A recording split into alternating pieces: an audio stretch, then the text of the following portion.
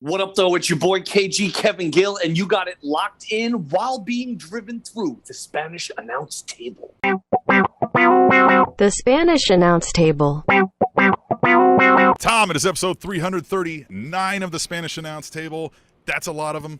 I lose track. I had to look it up before we started this because I'm just so focused. I'm so excited about a guest we have on the show. We've got Kevin Gill. You know him from probably anything and everything. If you follow independent wrestling, if you follow the independent music scene, if you follow GCW, we've got Kevin Gill on with us. Kevin, how are you? What an honor it is to be here. You know, I've seen so many people get driven through, get thrown over, get smashed upon the Spanish announce table, but never did I dream that I would be a guest on the very dangerous, highly unstable, but highly entertaining Spanish announce table. Unstable we are. That's not wrong. Yeah. You know, we don't get any royalties either. Every time somebody's going through, we keep fighting, and we're not. It'll happen eventually. No, yeah. I know Booker T lost his Call of Duty case, but maybe that just means you guys are due for a win. Yeah, there you go. Yep, it's ebbs and flows, and here comes our come up here soon. Hey, before we get into our interview, because I do want to talk about all the amazing things that you're doing right now, I'm noticing your background. Your background is super interesting. Is that Judge Judy? Oh yeah, right here. That is so awesome. Let's see if I can angle it a little. Yeah, I thought I saw it the entire time when we were talking before we were recording. That is, you met. What was that like? Slaughter, where she go? Right. Where's yeah, she right in between the Beastie Boys and Mick Foley. That is awesome.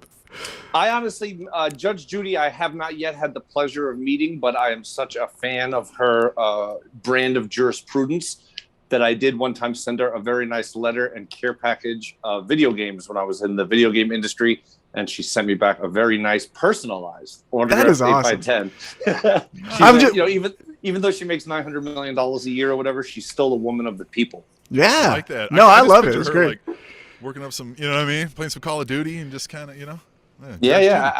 Absolutely. And it's like in a world where everything is like not ruled by facts or people try to make feelings, you know, the most important thing rather than guidelines or rules or whatever. And they all have their place. But Judge Judy's just there to cut right through the bullshit. You know what I mean? Love it. That's right. And you know what's funny too is that her TV network, despite all her glory and all the eyeballs she brings to the table, they recently dissed her, and then she walked out of her deal. So she's about to be doing new stuff. But just always know that even when you're on the tier that Judge Judy's on, someone somewhere isn't treating you right, and that shit's fucked up, and it needs to stop. Not just for the Judys of the world, but think of the trickle down effect. If they don't treat Judy right at her job, you know what I mean? What does that leave for me? Yeah, for sure. She can't get no respect, right? For sure. Yeah. But hey, let's talk about some of your jobs. The one that we actually just recently heard you on was a GCW pay-per-view. So GCW is just on a streak that I can't remember another independent promotion, unlike maybe if you wanted to consider back in the late 90s ECW an independent promotion, but they still had national recognition. But you guys, GCW, are on that same kind of wavelength. What is it like right now to get all of this mainstream attraction? You guys probably have the best storyline of the summer with Matt Cardona and Nick Gage. What's this all been like? It's wild for me. Like you can't see it here because of where the camera is, but what I'm looking at while I'm talking to you guys is a signed, barely legal pay-per-view poster from the event I attended for ECW in 1997 in Philadelphia, signed by Sabu and Taz. And to the left of it is a Legends of Extreme art print signed by almost everyone that was in ECW. ECW, to me, is, like you said, it's the revolutionary force. It changed the industry forever. You know, the industry that exists today is beyond influenced by ECW. There's no Monday Night Wars without ECW. You guys all know that. But then that spark of ECW, at some point, the spirit lives on forever, but the spark of it, you know, catching fire in the regular world in form of new content and stuff like that, those days are unfortunately long gone. And there's been a million people that have tried and failed to create something as compelling. And I feel like Game Changer Wrestling has totally created something equally or arguably even more compelling than the wildly groundbreaking and revolutionary ECW. And to see it continue to grow and expand, and I think part of it is because I don't believe personally, from my experience, that the thought behind Game Changer Wrestling was to make something like ECW. The thought behind Game Changer Wrestling was how to make the most realistic, compelling, no bullshit with product that has the strongest connection to the people.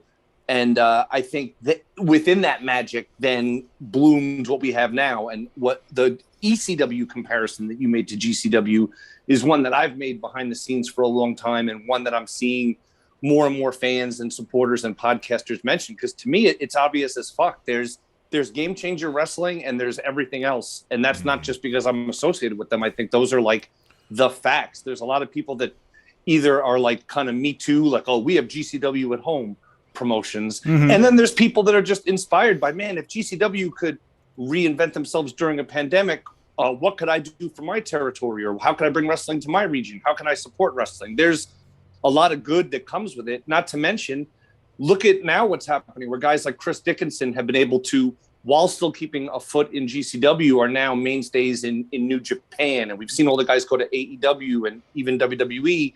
So that the GCW influence is just beginning to be felt, I feel like, and it's going to be felt for years to come, both from a top-line product being produced, as well as all the people that have been through GCW and gone on to create more or create content elsewhere.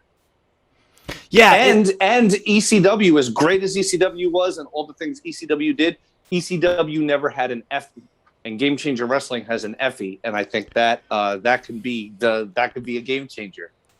Yeah, I think your promotion and all the things that are going on right now is outstanding. And where I wanted to get into to GCW a little bit is, you know, you mentioned Effie, you have Nick Gage. What is it like as far as the creative process to get the card together? Because you have so many talents that are, you know, buzzworthy in the independent wrestling scene. There's Effie, there's Warhorse, there's Nick Gage, there's Warner. They're like, you guys have a good stable of people. So what is it like to say, like, we're going to Laramie, Wyoming this week? What's the card look like there? And that's all the magic of Brett Lauderdale, the kind of the booker, the mastermind behind GCW. And I think the question you ask is very valid, because it's also the answer to why is there now a Jersey Championship Wrestling, and why are there these new kind of affiliated companies around Game Changer Wrestling? Because there's so much core talent, there's so much new talent that wants to come up as well, and then there's only 8 or 10 or 11 matches on a show, including a scramble. So there's always going to be, and that's the balancing act, is of the 12 people or 18 people that you're bringing into Laramie, who are they and why?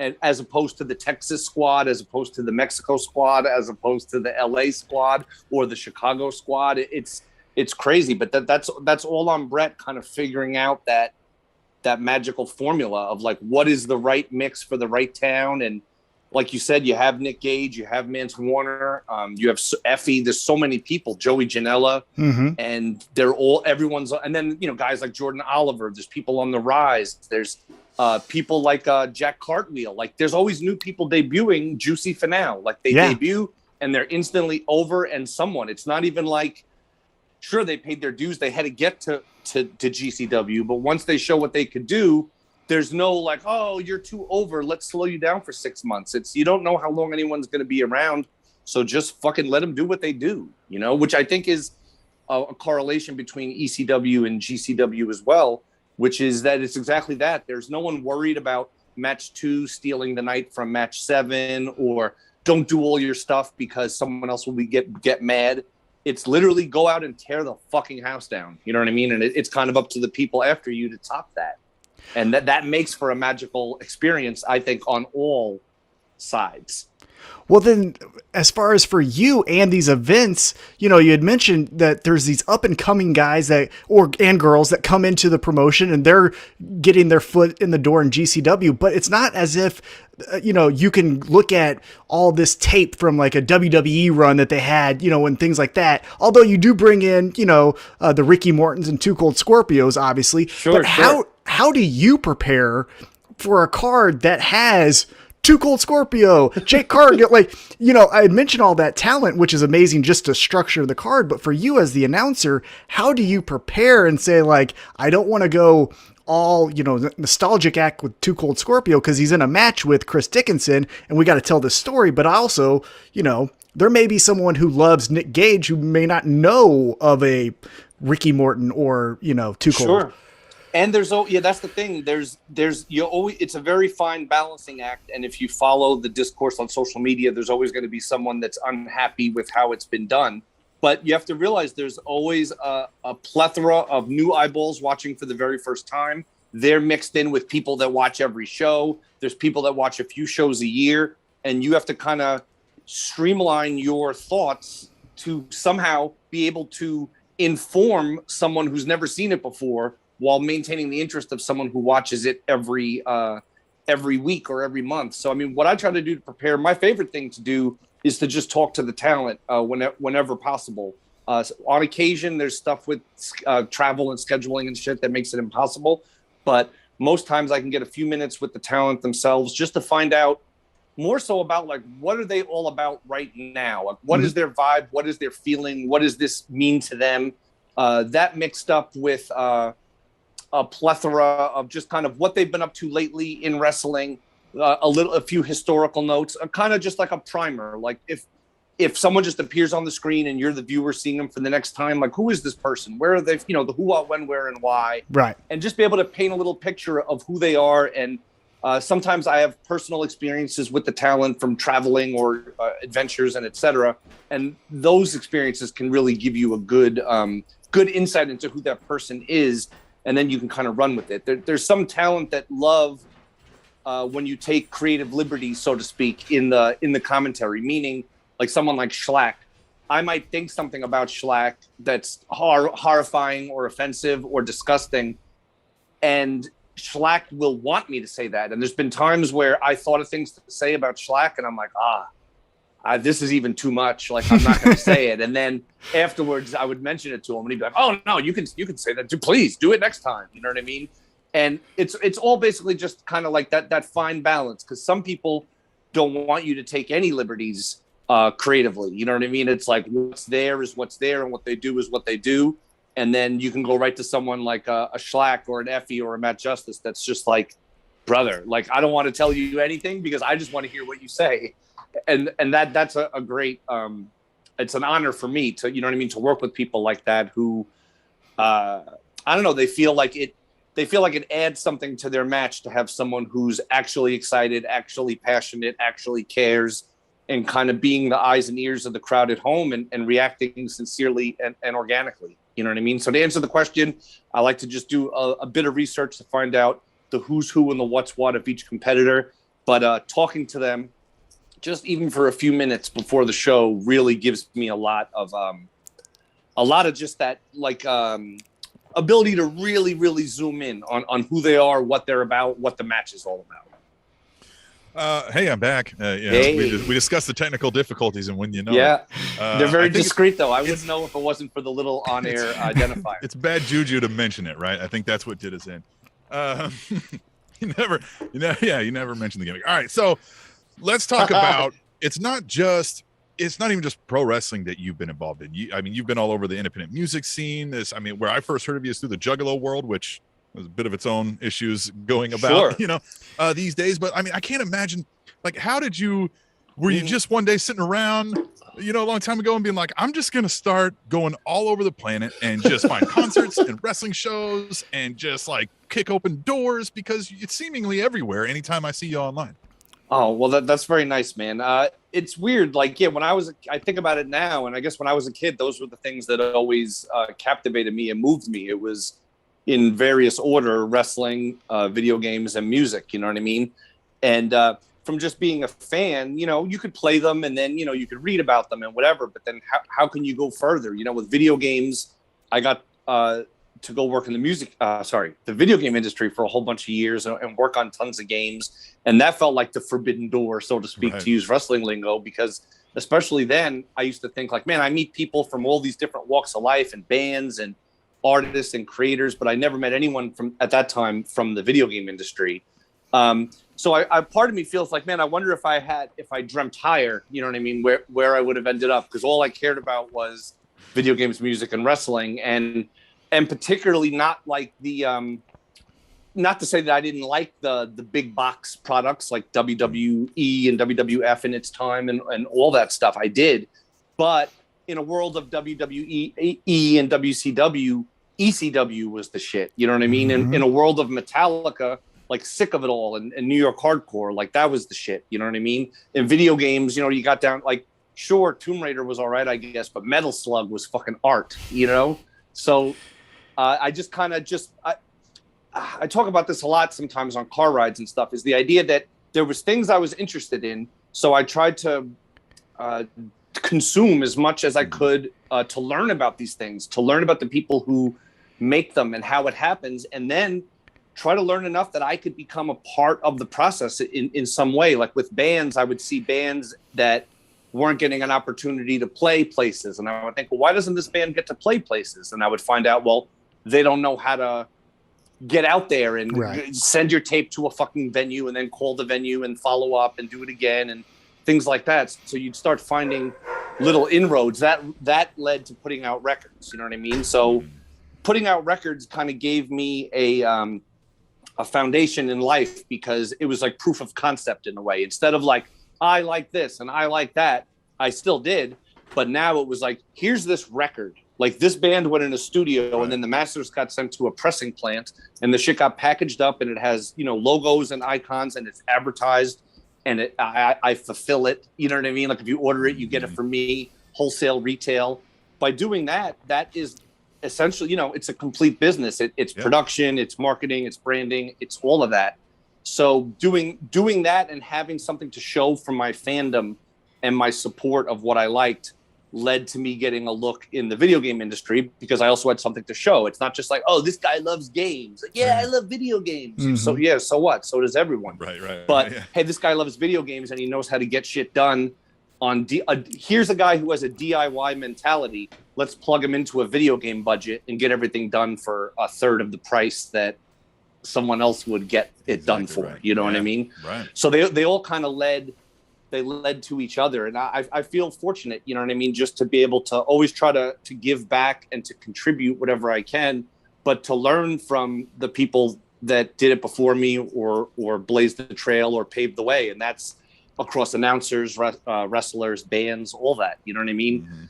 I've seen people, it was a very short story, a long time ago when I was a referee, a promoter had brought Raven to town, the famous wrestler Raven from ECW. And I already knew Raven, but regardless of that fact, Raven was coming to town. So I went out of my way to, if Raven needs a ride to the hotel, I'll bring him to the hotel. Whatever Raven needs, I got him.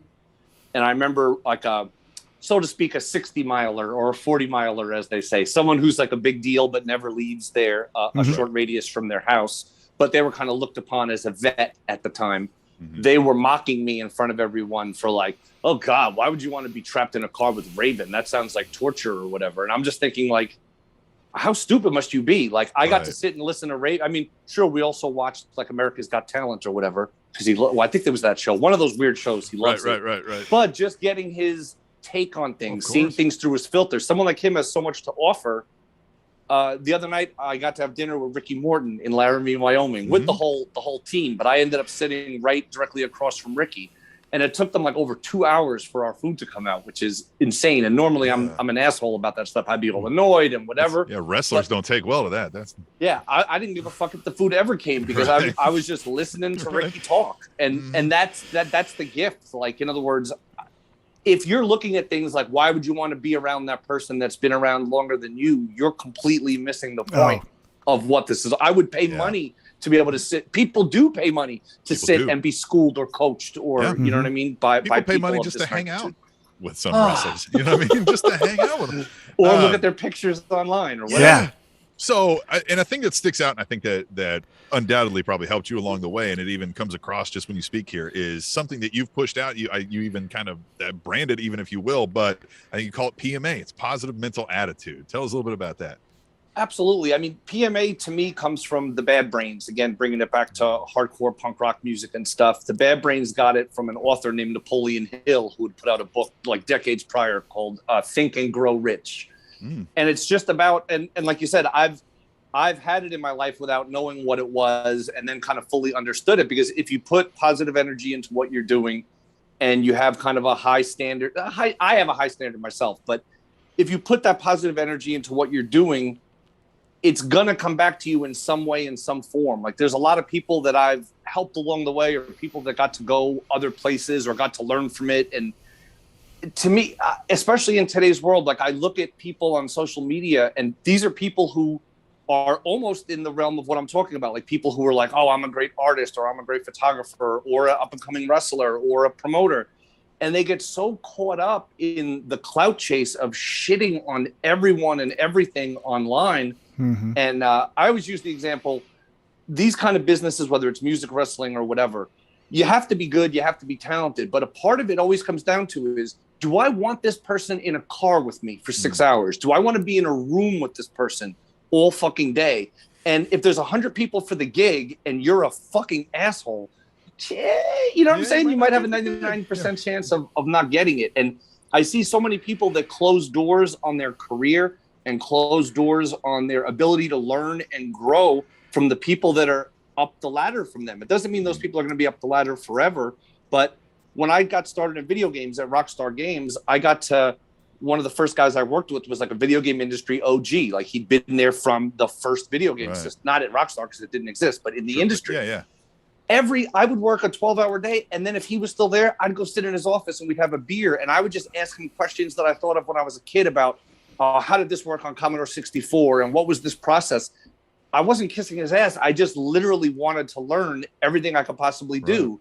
And nowadays, it seems like people will be more content to be like, oh, fuck that guy. He doesn't know shit, blah, blah, blah. And it's like, he may not know everything, but he or she, but they definitely know more than you do, just by osmosis, just from being in the room. You know what I mean? Yeah. So PMA is just that power of positive mental attitude. And it's just keeping, of course, there's negativity in the world. There's terrible things that happen. Having a positive mental attitude doesn't mean, like if you give me a shit sandwich, I'm going to go, this shit sandwich is delicious. Right. It is what it is. You know what I mean? Mm-hmm. Some people get it twisted, but I feel despite a lot of people shoot slings and arrows at the concept of positive mental attitude or whatever, most successful people and most happy people seem to have some component of it, no matter what they call it in their life. But to me, it all ties back to the Bad Brains and the magic of hardcore and punk rock music, real hardcore and punk rock music. I might add. Right. Stuff that'll, turn a preacher's head to side. Yeah. Right. Yeah. Stuff that'll still scare the shit out of your parents, but no soda endorsement deals or anything. You know what I mean? Right. Before we get back to GCW, one thing that you had mentioned is, those stories of hanging out with Raven or hanging out with Ricky Morton, even though people might think like, why would you do it? Even if it amounts to nothing, right? If you had that 2-hour conversation with Ricky Morton, the next time you see Ricky Morton, let's say in the WWE Hall of Fame again, for whatever reason it is, you're going to say like, I hung out with that dude for 2 hours. Cause all of these stories that you're talking about makes me think of, I worked for Titan Fighting Championship and I was the gopher, right? So fighters came in, I picked them up from the hotel. They needed to cut weight. I'm driving them from the hotel to the YMCA and all of that stuff.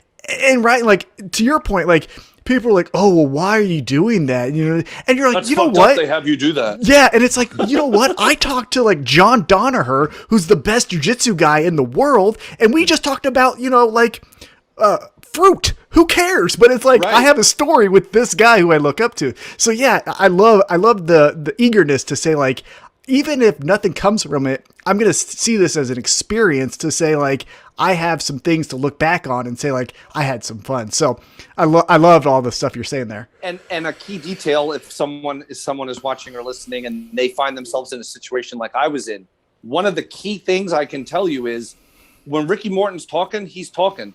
And I shut the fuck up. And then when he's completely done, I then try to, in the fewest words possible, try to keep it going. Get it I'm not well, Ricky, you've been so many places and met so many people, and the time working for Crockett, like people do these never ending. No, fuck all that. I'm just going to get right to a quick ...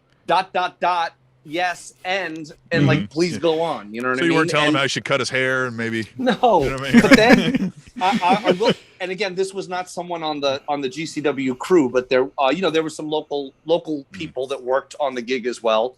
And I saw Ricky Morton was in the dressing room after the show, and Ricky Morton is Ricky Morton, and he's telling stories and sharing insight with people. And there's one person who's like, every time Ricky says 2 or 3 words, the person's like, oh, yeah, when I did that, blah, blah, blah. Oh, yeah, me. And it's like, dude. And then it's funny. So no one's reacting to this person at all. But then after at the bar or the hotel, people are like, Jesus, can you fucking believe that guy? And that's the thing. Self-awareness. I wish self-awareness. I wish it was a company so I could get endorsed by it and then spread the word of it. Like, have some. Because while you think you're somehow endearing yourself to Ricky Morton by stepping all over his shit, you're actually letting Ricky Morton and everyone in earshot know that you don't know how to hang out. And you then fail the test for, do I want this person in a car for 6 hours? Do I want this person in a building for 6 hours? You can start doing like a series of TikToks where you just hand somebody something that says, "Here, have some self-awareness." Oh man, yeah, I'll get a phone anybody board made. Right, doing anything like that. Like that. That would be hilarious. So, all right, on the GCW train. Sorry for all the shoot stories. No, love it. This is what we're here for. Yeah, this is what we're here for. I usually don't talk about. Well, so kind of in that vein, I mean, you guys knew you're going to Laramie and you're going to be out there, but did you expect farm animals in a barn? Like, how did that conversation go down? Were you just like, all right, we're doing this? Like, this is it? I knew about the farm animals in advance only because Brett had told me. And Brett has said, I've learned this about Brett. Like, he said things to me before that at a glance or on the surface, my initial immediate reaction is like, A, you can't do that. B, that's crazy. C, don't. But I try to reserve very, very few times do I ever say or suggest that, because there's a method to his madness, and there's the mad scientist thing. So like on paper, if I was putting together a show on my own, I would think the opposite. Like there could be no loose. Yeah, but Brett had told me in advance we're going to have loose animals, and he named the animals, and in terms of breeds or genres of animal, and they're going to be wandering the venue like a meet and greet during the whole show. And I'm just like, you know what? If that's what Brett wants to do, and the people who own the animals are fine with it, it's fine. But then it was slightly modified. I didn't say a word, and then they were tied up. They were kind of tied up in the venue. Yeah. But you could hear them fucking yelling. Oh yeah. And their one sound they make, it's like, I don't know. It sounds angry, but it seems like that's the only sound. So I don't know how you tell. Well, I don't know. I mean, like you said, there's a method to his madness, because how else would you have gotten a "fuck that horse" chant? Yeah, fuck that horse. Fuck that horse. That's so great.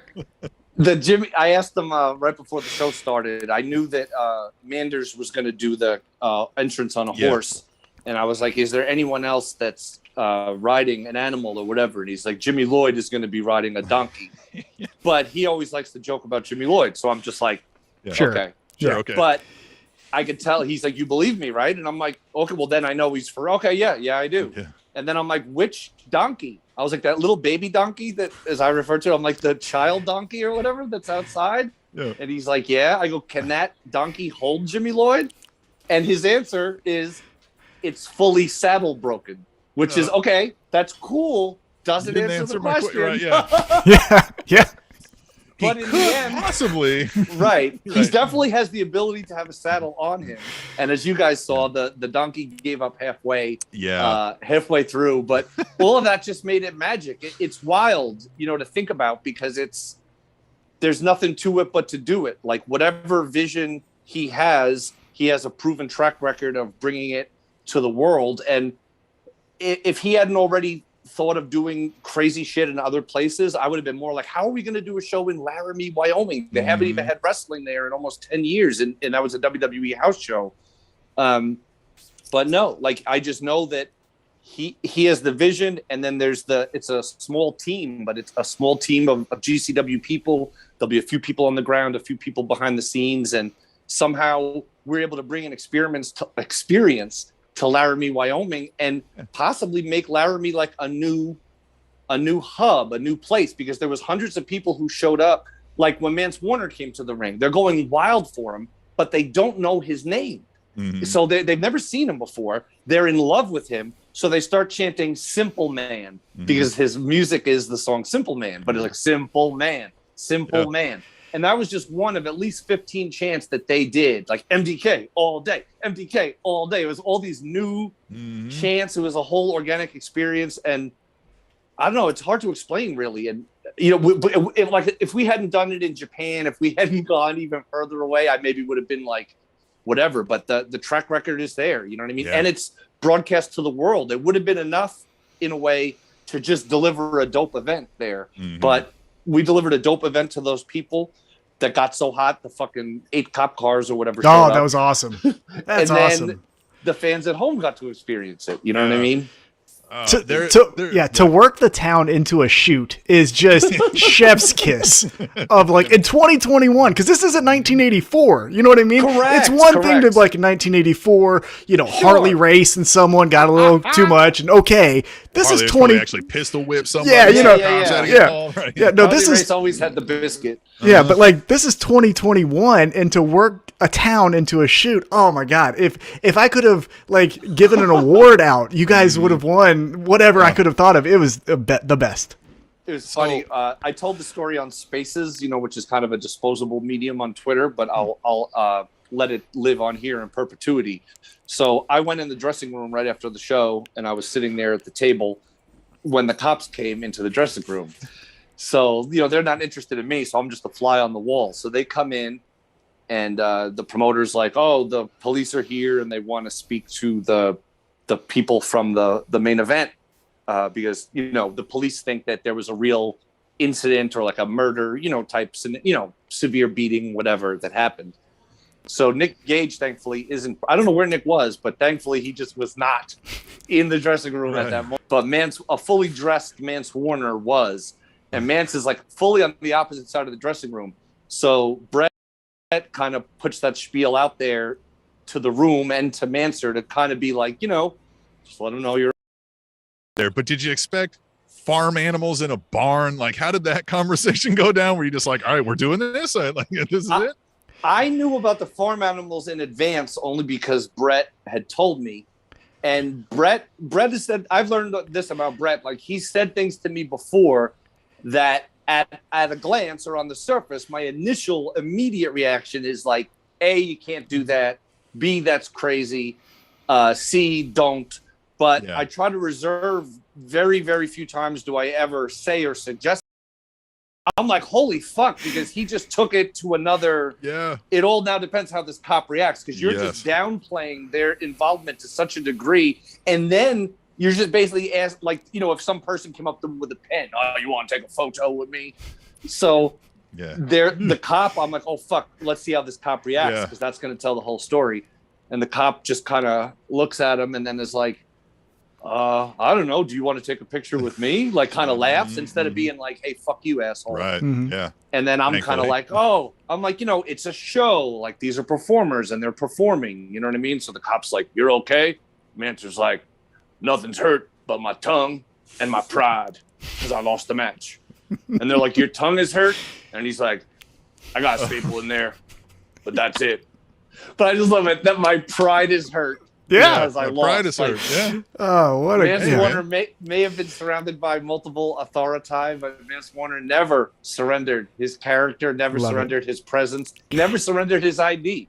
As the cops took out their notebooks to write down his information, Mance, ManceWarner. Oh, I love that. What a moment. Great. Giving him the name, that's fun. And as you saw on social media, or if you didn't, we had an after party for the show at a bar in town. And there's only a few bars in town. And the police were pleasant to us at the event, but they were all waiting outside the event. Like when we left, maybe an hour later, the wrestlers or some of the wrestlers and the crew, all the cop cars were still right outside the gate of the venue, watched us all drive by. Then when we went to the after party, they just literally drove around the block over and over and over again until the after party was over. So like every time you just look over and Manser's there with the beer, then you just see the cop who was interrogating Manser just stop at the light, look at him, and then go around the corner again. And it's like, I don't know if they're gathering evidence or they're just letting us know. I don't know what they thought was going to happen. Keeping an eye on you guys. I don't want another donkey fight out here in the bar. Right. I think one of the best lines was actually said by my girlfriend, who texted me during all the mayhem and said that she thinks the sheep the sheep at the venue and Jimmy Lloyd's donkey are the ones who called the police. That's probably it. They're probably like, who the hell is this weird circus rolling through town? Fuck that livestock. Fuck that livestock. Amen.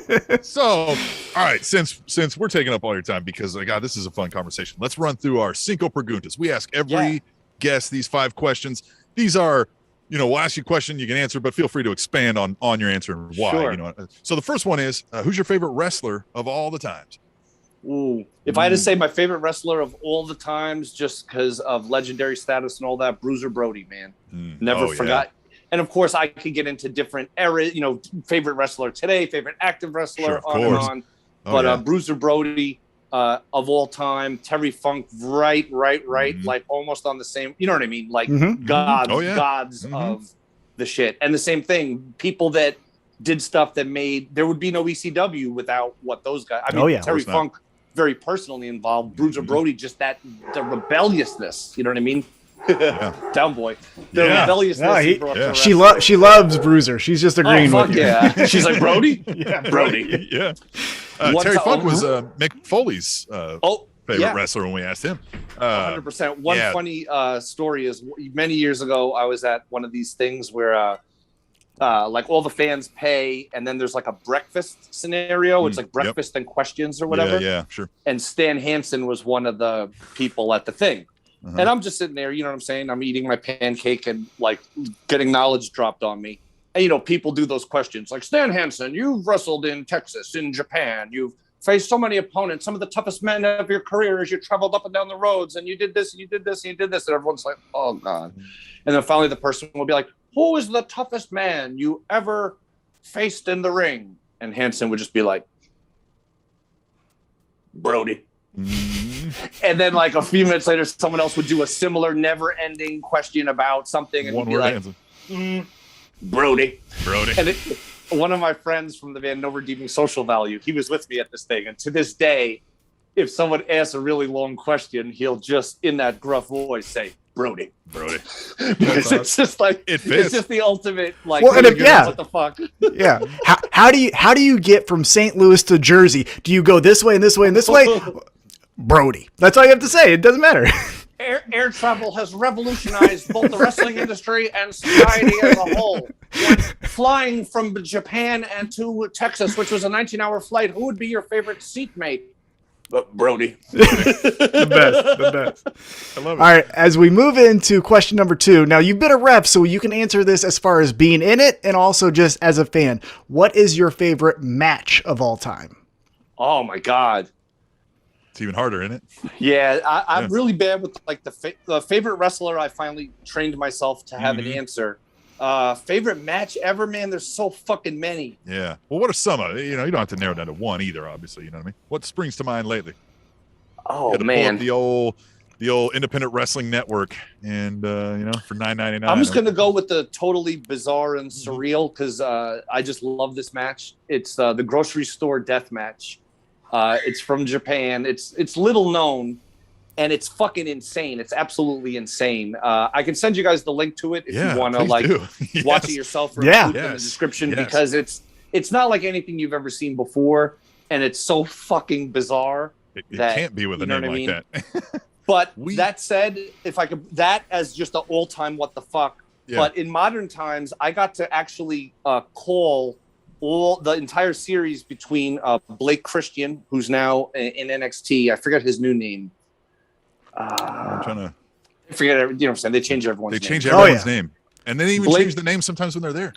I know. It's hard to know. It was Blake Christian and Leo Rush had a series of matches in Game Changer Wrestling that were absolutely outstanding. Joey Janela versus ACH was incredible. Effie's debut match in GCW, or it's thought of as his debut in GCW. He actually had 2 smaller matches in GCW prior. But Effie's debut against Nick Gage in Chicago is one of the greatest matches of all time. Those 2 characters. That was the night Effie was made. Like, Effie was Effie, but he wasn't Effie. You know what I mean? And he stepped in and holy fuck, you know what I mean? Yeah, holy fuck. Yeah, I imagine. Trey Baxter. We don't fact check. We don't fact check, but I figured it deserved it here. So Trey Baxter is his new name. Another great match Also, if I'm going to mention Trey Baxter, I feel like I have to mention Alex Zane, and I forget his new name too. Do you remember that one? Nope. Well, Alex Zane is amazing, and he's doing really good in NXT. I got to see his breakout match at, I believe, the year before last Backyard Wrestling event, live on America's birthday, just like this Saturday. But yeah, I got to call some of his matches too, just outside the box. Oh, Ari, of course. Ari Sterling. Yes. Mm-hmm. Good old Ari. It works better when it's like Kurt Stallion goes in there and then he's just Kurt Stallion. You know what I mean? It's just like, we knew him as Kurt Stallion. Yeah. So it's like a retro Anthony Green, and then he was August Gray. And it's like, no, he's retro Anthony Green. It's so close, right? Yeah, right. Exactly. Yeah, for sure. All right. So Tim, you want to get into all right. The pro wrestling industry is known, and kind of like you said, it is a journeyman's craft where you take wisdom from those who have paved the roads before you. So who would you say is your biggest influence in this business? Oh, man. My biggest influence in wrestling, like someone that's personally influenced me? Yeah. It's a dealer's choice. Yeah, dealer's choice. You can say from afar or up close, however you want to interpret the question. We never clarified and realized people answered it both ways. So we just hey, whichever way you want to answer it. Yeah. Let me think. Most influential. In a way, I think it would have to be Paul Heyman. Like Paul Heyman and his vision and what he brought to wrestling. It brought me back as a fan. It connected me with wrestling and video games, which turned into the Backyard Wrestling video game series. And I feel like, again, and I forgot his exact line from Beyond the Mat. It's like, blah, blah, blah, blah, blah, blah. Fuck you because we can. Yeah. And that, you know what I'm saying? That inspirational speech before Barely Legal. Yeah, the best. I'm trying to remember. That's the final line, though, I believe. Yeah. Mm-hmm. But just that magic that he created, and it's all, extending himself to, financial ruin and mental, fracturing his psyche and all the shit that he did. And, challenging and spotlighting those people and having the revolutionary concept in pro wrestling of, hey, here's this guy 911. He does a choke slam really great. He doesn't do so many other things. Let's make the fucking most of that choke slam instead of, it feels like today, if a different company had 911, they'd put him in a 60-minute Broadway with Bryan Danielson just to show that he can't do everything that everyone else can. That idea of maximizing what you have, making the most of everyone and letting everyone shine to their fullest is a philosophy I think that reverberates kind of throughout wrestling.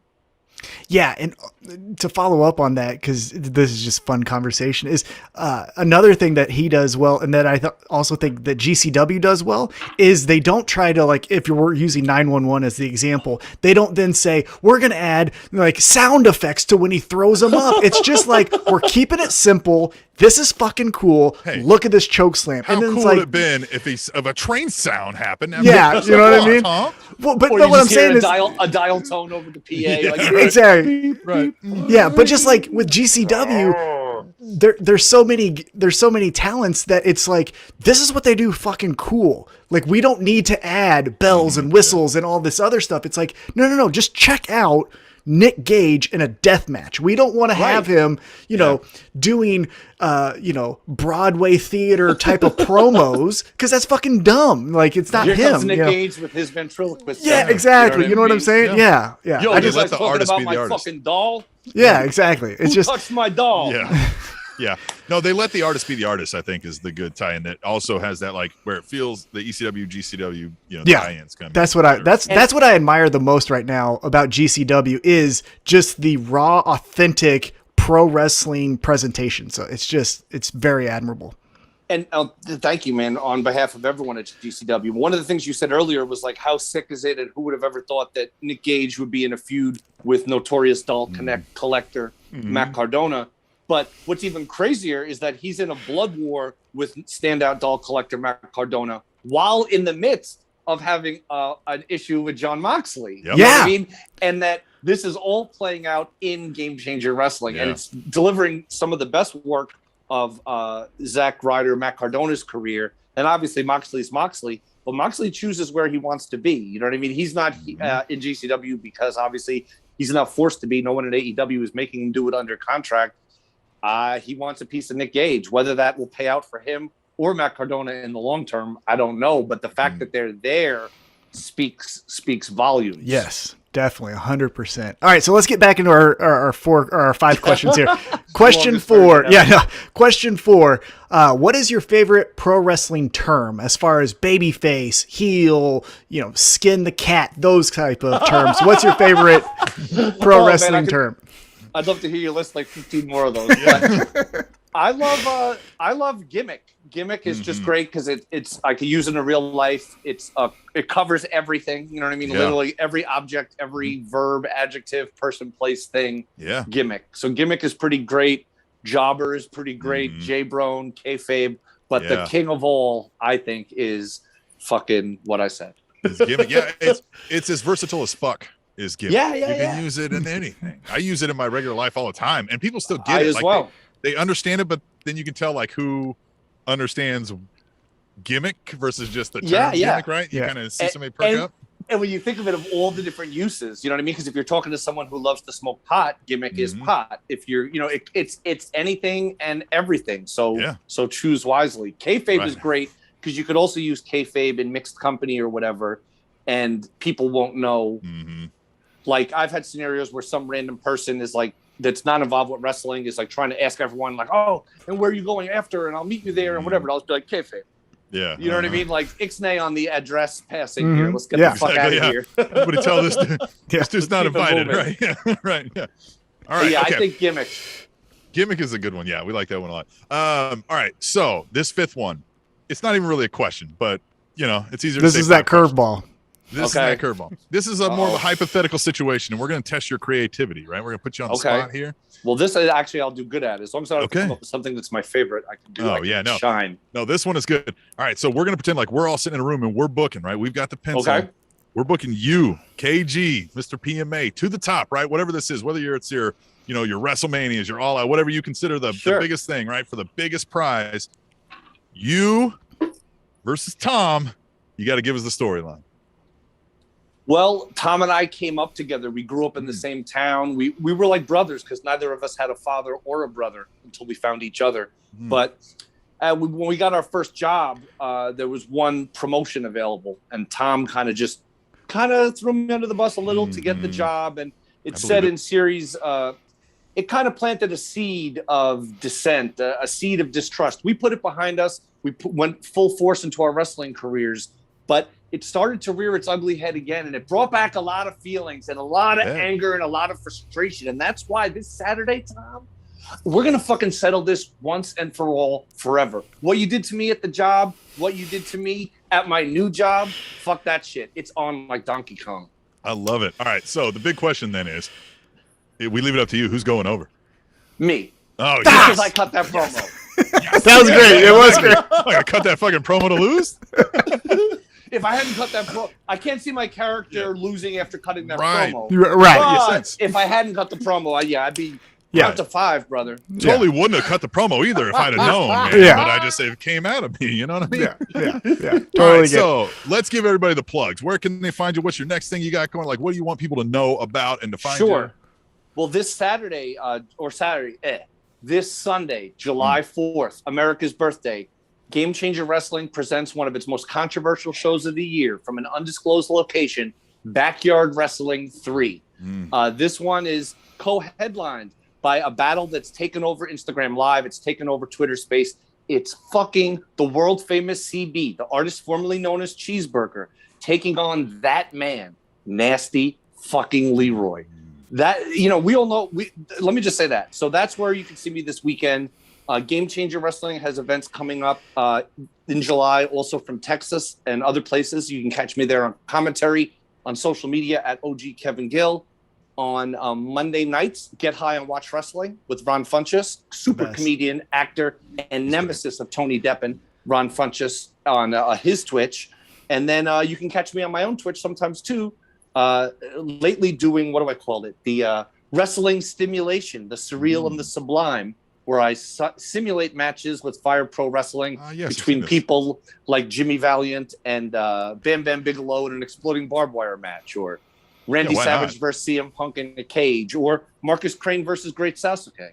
Things like that. So you can check me out on Twitch too. And that's really it. I have a Pro Wrestling Tee store too, if anyone wants to support. And I know they've got a big sale going on right now. But that's the deal. Support Game Changer Wrestling, support the Underground Wrestling Alliance, support West Coast Pro Wrestling. And my friends over in China, Middle Kingdom Wrestling. I do a show once a month called KG Presents MKW Blast Off.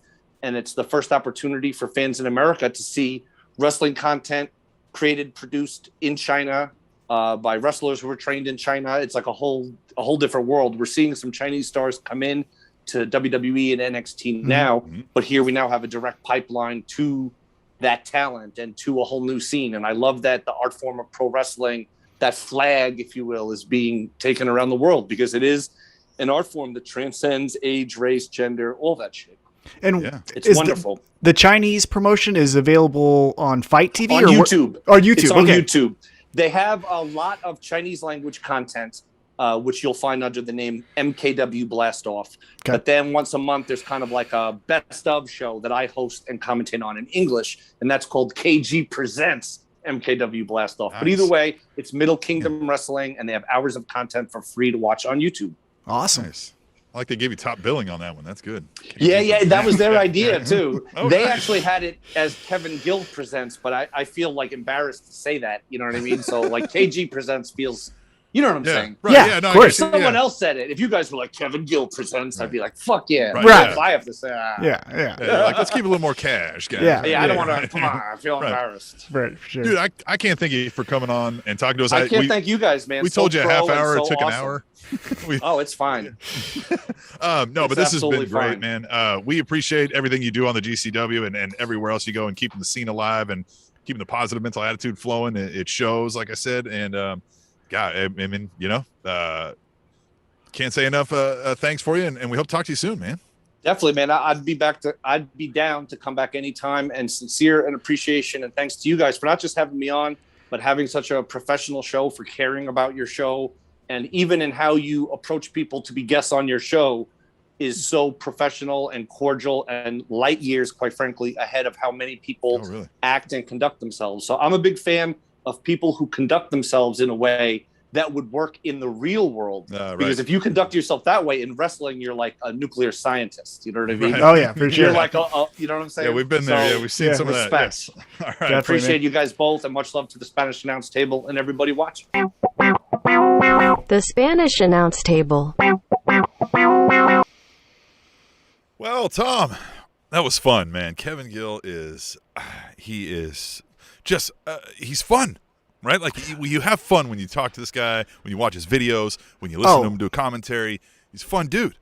Absolutely incredible. And I tell you what, he's the type of guy that's so captivating that he gets into his stories and you forget about your own circumstances. And you're just like, this guy is so much fun to just listen to. He's the type of guy that you almost want to have him do a TED Talk, just talking about his life experiences, because you'd pay for it. It's that entertaining.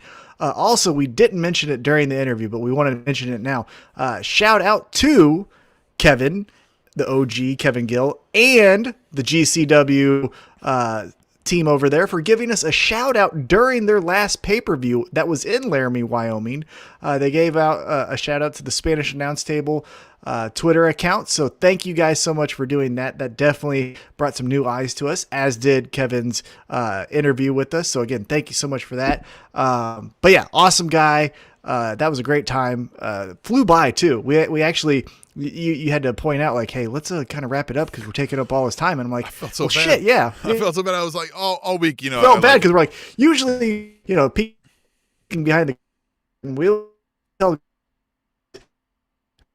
girls when we book in 40, we were going 40 minutes there. So yeah. Oh, it was 50 minutes. Yeah. And I told him like 20. I was like, sometimes it goes 25, 30. Yeah. Oops. But yeah, he does great, and I tell you what, he's so captivating. You kind of you forget about your own circumstances, Tim. Yeah. I it was super fun. I enjoyed having him on, and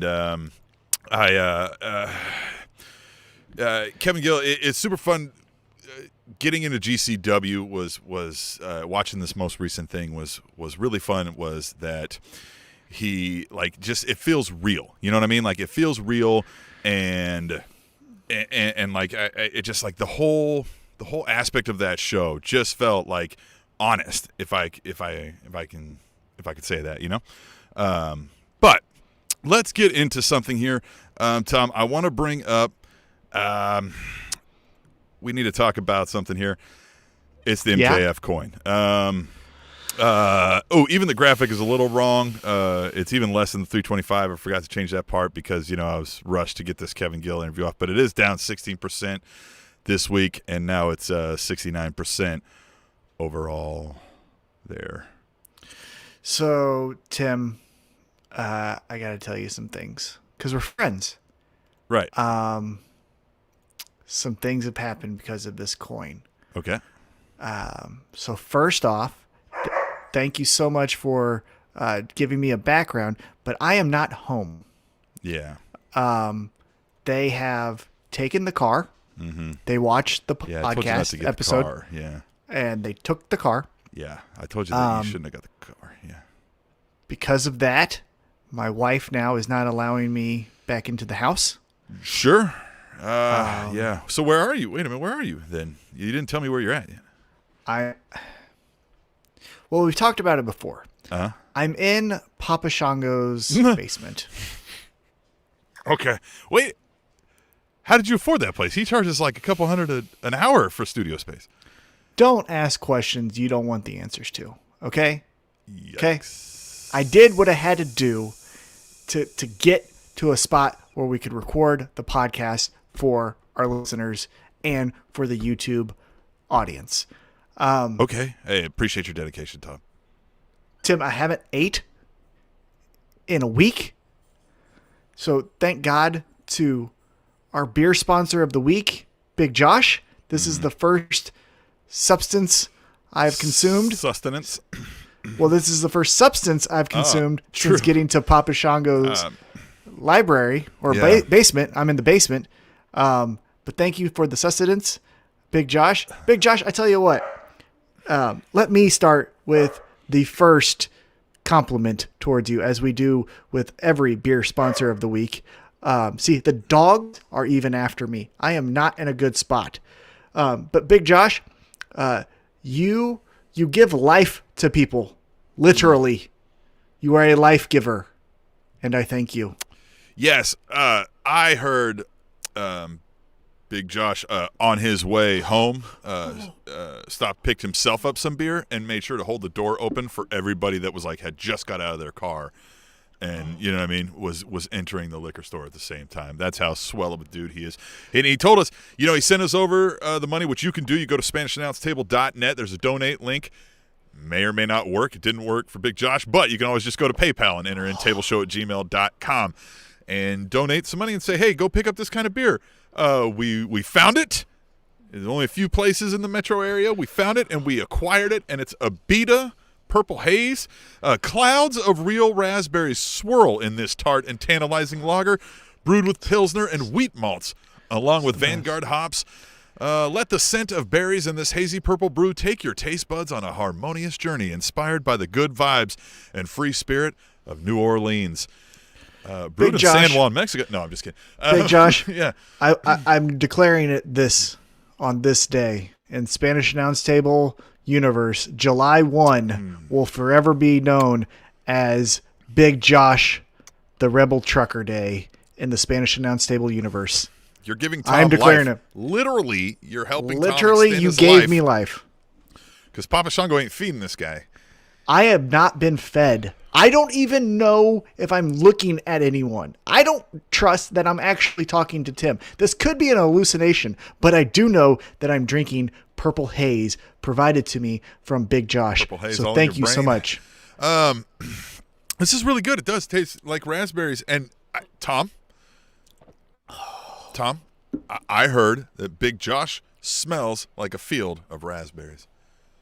I heard that Big Josh has the best handshake this side of the Mississippi. Woo! I heard he's got both sides of the Mississippi locked down with that handshake. But let's move on. Big shout out. I heard that Big Josh can parallel park while on the phone. In his fucking truck. That's what I'm saying. Fucking 18-wheeler. Parallel park that bitch. He is a Big Josh. Big Josh is a man among boys. He should not be trifled with. He is our best friend, and I love what he did for us this week. Yeah. July 1, Big Josh the Rebel Trucker Day. July 1, forever, from here on out, forever. That's great. Now we got 2 holidays, like back to back like that. We Two got Big holidays Josh Day, because of Big Josh. right? Big Josh Day. Is that what you called it? Big Josh. July 1. This day is named after you. Dedicated to you, sir. Dedicated to the trucker. All right, man. Okay. Big shout out to KG, Kevin Gill. Go back and watch the interview. If you're just now joining us live and you missed it, go back and watch it, and then come watch the rest of this because it was awesome. Or you can catch it on the podcast. You can find all the links you need at SpanishAnnounceTable.net. Yeah, what's up, Tom? I was also going to say, and check him out on America's birthday, as GCW will be presenting a pay-per-view that he will be commentating. So also support him as he does his day job, I guess you want to call it a day job, of commentating the best independent pro wrestling organization in the world right now, GCW. That man outworks everybody you know twice, Tom. Not Big Josh, Kevin though. Gill. Well, but not Big Josh. I mean, Yeah. okay. But Big Josh is like not. I mean, he's always the asterisk to everything, right? Like, Yes. yeah. You Yes, know what I he mean? is. Right. Yes. Big Josh is better than you, and you know it. And you know it. All right, so Tom, what are we here for then? We got we went long. We told KG, man, 20 minutes and then ran 50 minutes. So let's get some stuff in, man. What happened this week of pro wrestling? Were you even able to take notes? Were you even able to watch? Yes. Yeah, there's a lot of time when you're under the bridge to watch Yes.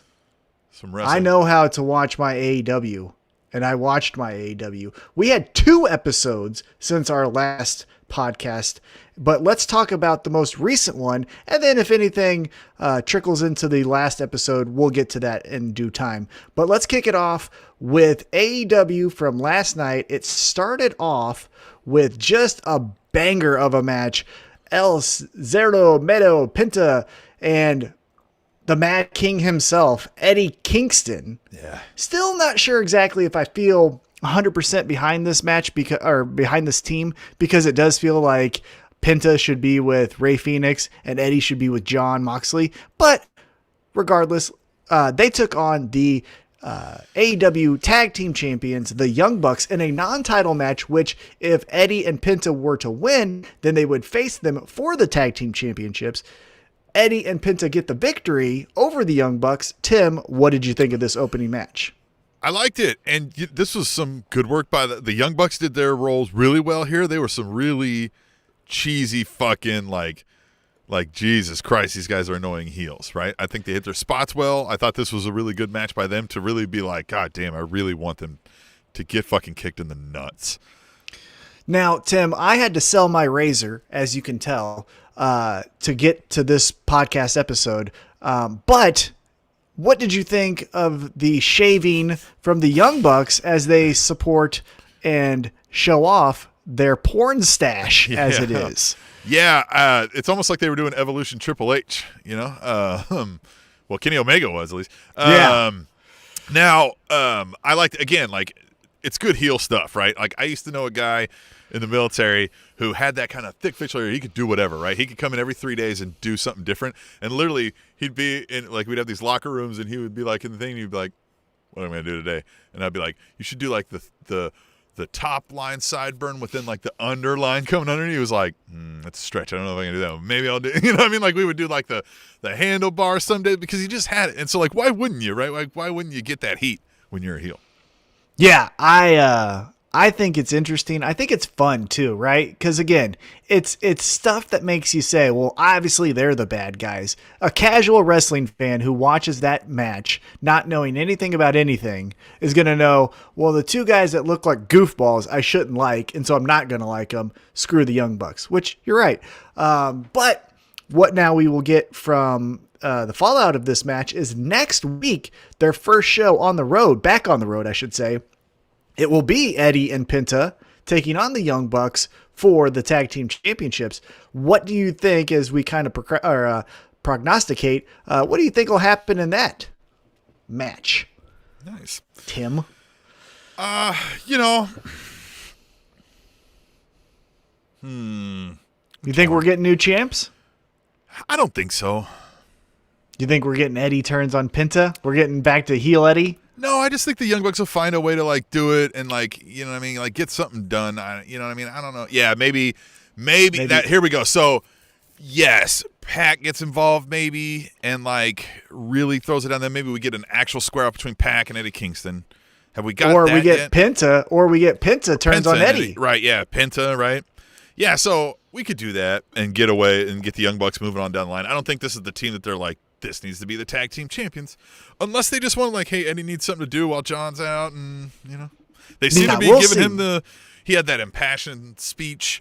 I think you're right. I don't think we're turning Eddie heel because now everyone's saying Eddie's our guy. Eddie's the locker room leader. It's starting to become from backstage to the forefront. So I think if anything happens as far as heel turns, it's going to come from Penta, but I wouldn't be shocked if Brian Cutler gets involved, costs them the match. The Young Bucks get the victory. We move on. But let's move on with this episode. After Penta and Eddie Kingston get the victory, we go backstage and we see Christian giving a pep talk to Jungle Boy. And then essentially a friendship has been formed because Luchasaurus arrives and says, hey, man, I don't think we've met. And since you had my guys back, we've got your back. And then Christian Cage saying, hey, Luchasaurus, you know what? I think we actually got some things in common. I think I'm part dinosaur on my mom's side. And then they go, oh, really? And then they just walk off. Thought this was a great segment to establish the friendship between Christian and Jurassic Express. What did you think? I think I'm replying to somebody who just told us we had a great interview on Twitter at DavidNJ32. So forgive me while I'm doing that real quick, saying thanks. We did have a great interview. Go back and listen to it if you're just joining us live with Kevin Gill. I thought this segment with Christian and the boy and his dinosaur was great. I love that line where he's like, yeah, I think my mom was quarter Triceratops or whatever. And he was like, really? And then like almost like he's just like, all right, peace out. Like he's too cool for school for these guys. And Luchasaurus is like, well, hey, hold on, let's be pals. Like, hold on, man. Right? Like that was fun.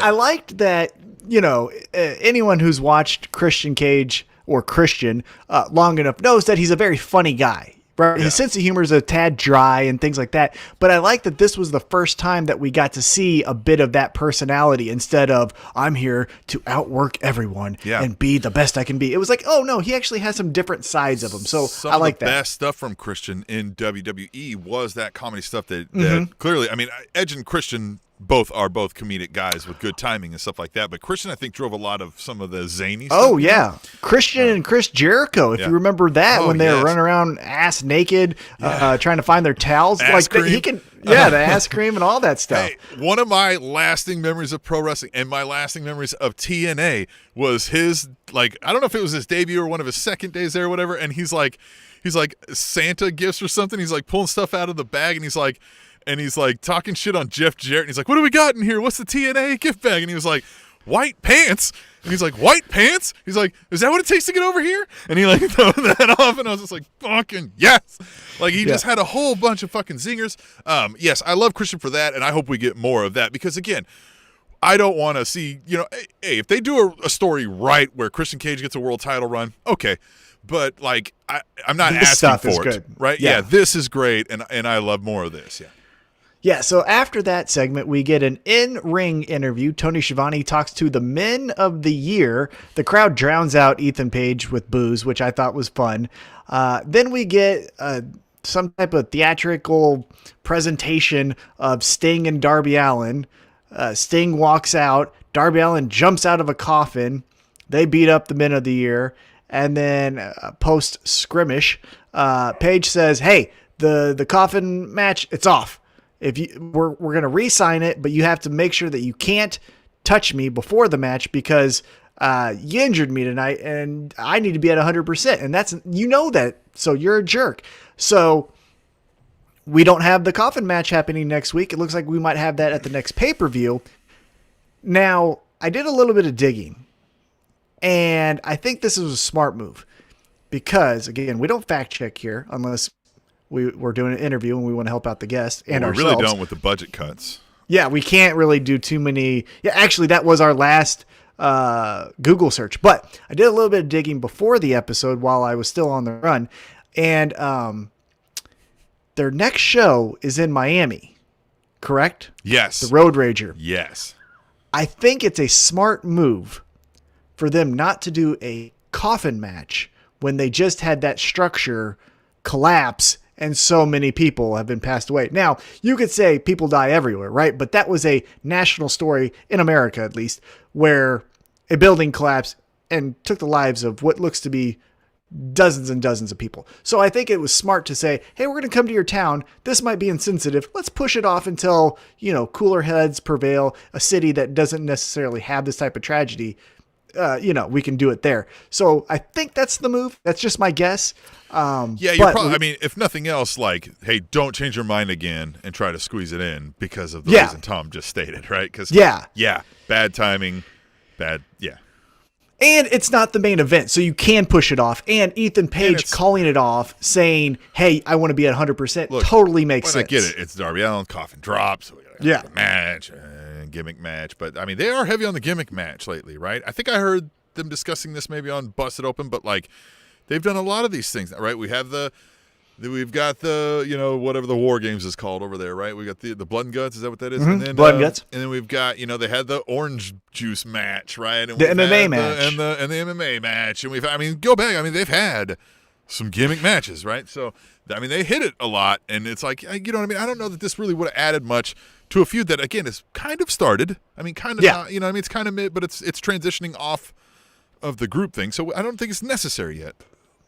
I agree. And I think this feud is being based a lot off of, don't you remember that Ethan Page and Darby Allin fought? And again, if you're a smark or whatever you want to call them, you remember their matches in Evolve and other promotions across the country. But if you're only an AEW fan, we need some more and they've told us, but they've told us, but we don't know, right? You can be told something, but if you haven't seen it, you haven't really experienced. Right. I'm glad that they got this match pushed back to, it looks like, Fyter Fest. After this, though, we go right into, as mentioned before, Jungle Boy taking on Jack Evans. This was a pretty standard match. I think the big note here was that Jungle Boy was the first AEW competitor to reach 50 wins. Side note, I forgot to mention this at the start, Chris Jericho was on commentary all night. And boy, did he mess this segment up all types of way. He kept on calling Jungle Boy the Floyd Mayweather of AEW, 50-0. And I just wanted to recall on Friday night's episode of AEW Dynamite, he just lost. Jungle Boy lost to Kenny Omega, and he has many losses. Yeah, they didn't say he was 50-0. He's the first to 50 wins. Right. He just kept saying 50-0, 50. I was like, Mayweather, what are you talking about? Have other boxers got to 50 wins? Like, it's not the same thing. Yeah, there's been other boxers that got to 50 wins, but there's no one that's done 50-0. Right. That's what makes Floyd Mayweather unique. Right. But yeah, Chris Jericho kept messing that up, and we'll get to some other commentary missteps later on in this recap. But yeah, that was the first one where I was like, what are you talking about? Anyhow, Jungle Boy gets the victory. Afterwards, the Hardy family office comes down, but Jurassic Express runs out and intercepts. Then we get Christian Cage and Matt Hardy bumping into each other, doing whatever it is. Then Matt Hardy runs off scared. So what I was thinking about before you mentioned what happened after the match is just that it's Jack Evans. And not that anything's wrong with Jack Evans and Angelico. And, we've had some interaction with them on Twitter, some fun interactions. Mm-hmm. And I mean, they seem, people love them and they're stars around the world. But they're just buried here. I don't think buried, but just like they're there, right? We don't hear them say anything. We just see them coming out, dancing, right? And doing stuff for Matt Hardy, I guess. So, I mean, it's just kind of like, this is where we talked about we got a bloated tag team division. And I think we got a bloated faction division as well because we still haven't understood why this tag team is with the Hardys. And I get that Matt Hardy can pay you whatever kind of fee you need, but then that's not enough in my opinion. So I like it because, hey, Jack Evans lost to Jungle Boy, but Jack Evans at the end of the day, if pressed for an answer on why he lost, he'd be like, I'm a tag wrestler. Like I shouldn't have even been in there. I'm not a singles competitor. Obviously I'm in TH2. Like singles isn't my thing, guy. And so, okay, right, Jungle Boy would get the victory then. But to your point, yeah, what are we doing with TH2? Are we going to have them talk? Are they going to dance? What's their gimmick? Because right now, they're just lackeys for old man Matt Hardy. So, I don't know. But hey, and if their gimmick is weed, like, lay into that. Something. If it's something, right? If it's, I don't know how far we can get into it, but like, if you want to do pills, do pills. Like, but, do whatever the drug is. But like, if that's what your gimmick is, do the drug, I guess. Let's not do pills. Whatever. Do whatever you want. We don't fact check here. Do whatever you feel. Hey, we keep saying that. I want new listeners and new viewers to understand. We encourage everyone to fact check as much as possible. We fact check other things outside. It's pro wrestling. Yeah, the last thing you should be show. Yeah, the last thing you should be fact checking is grown adults in their underwear play fighting. There's other things fact more check important. Your political stuff. Fact check your news stuff. All fact of that. check your surroundings. Right? Yes. Don't vote for Trump. You know what I mean? That kind of stuff. Fact check. Do whatever you got to do. Just not here. But just not here. Yeah, who cares? Right, now, on with the show. Yeah, so after the Matt Hardy runs up to the ramp, we end that segment. Then MJF comes out and he says, well, he doesn't come out, but we get an interview from him.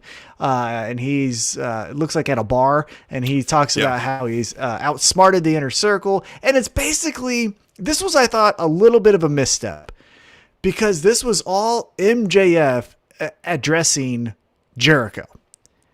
And I get it to a certain extent, but on this night, you're facing Sammy Guevara. And at the end, he does say, like, Sammy, you're the future, obviously, because I'm the right now, and I'm going to beat you up. And I get that, but, like, 2/3 of this promo was just Jericho. Next week, I'm going to give you the demands. It's like, hey, man, you got a pretty big blood feud tonight. I wish it was focused a little bit more on Sammy Guevara. But irregardless, what'd you think of this promo? Yeah, I mean, the promo is good. He is good at what he does. It's a good promo. But again, it just felt like, well, this wasn't necessary. Like, this time could have went to something else maybe without. I mean, this story, it didn't really advance the story, even though it was a good promo. Yeah. Yeah, I thought we could have got Chris Jericho on commentary saying, just got word from Tony Khan that next week MJF wants to give me the stipulations for a match with him. And then it could have been done that way. But that's just me nitpicking here. Yeah. After the commercial break, we get Andrade backstage being interviewed, and he calls out Matt Sydal. So we're going to get Matt Sydal. But he kept calling him Matt somebody or something? Matt something. Yeah, it's Matt something. And that's good. I like the arrogance, egotistical Andrade Idolo. Is I think how you say him? El Idolo. Idolo. Idolo. Yeah, El Idolo. Like El Idolo. Mm-hmm. El Idolo. I like saying that. Yeah, now. That's exactly it. Yeah, that's what he. Yeah, I think that's how he intended it. Yeah. Idolo. Yeah, that's the English translation. I can't say that too loud though, because Papa Shango Papa Shango's gonna get pissed, and he can. I gotta be quiet. Double so that anyhow, charge. Andrade will be facing Matt Sydal next week at Road Rager. We'll see how that goes. Now, let's get into Road Rager. I don't know. I'm not feeling the name. I don't like this name at all. Look, they've had some fun names. Name it this something one ain't Miami-ish. But I don't know that I like this. Yeah, this just sounds like you're angry in traffic. Sounds vaguely like weird sexual, like the Blade would be into this. Oh, I bet he is. Yeah.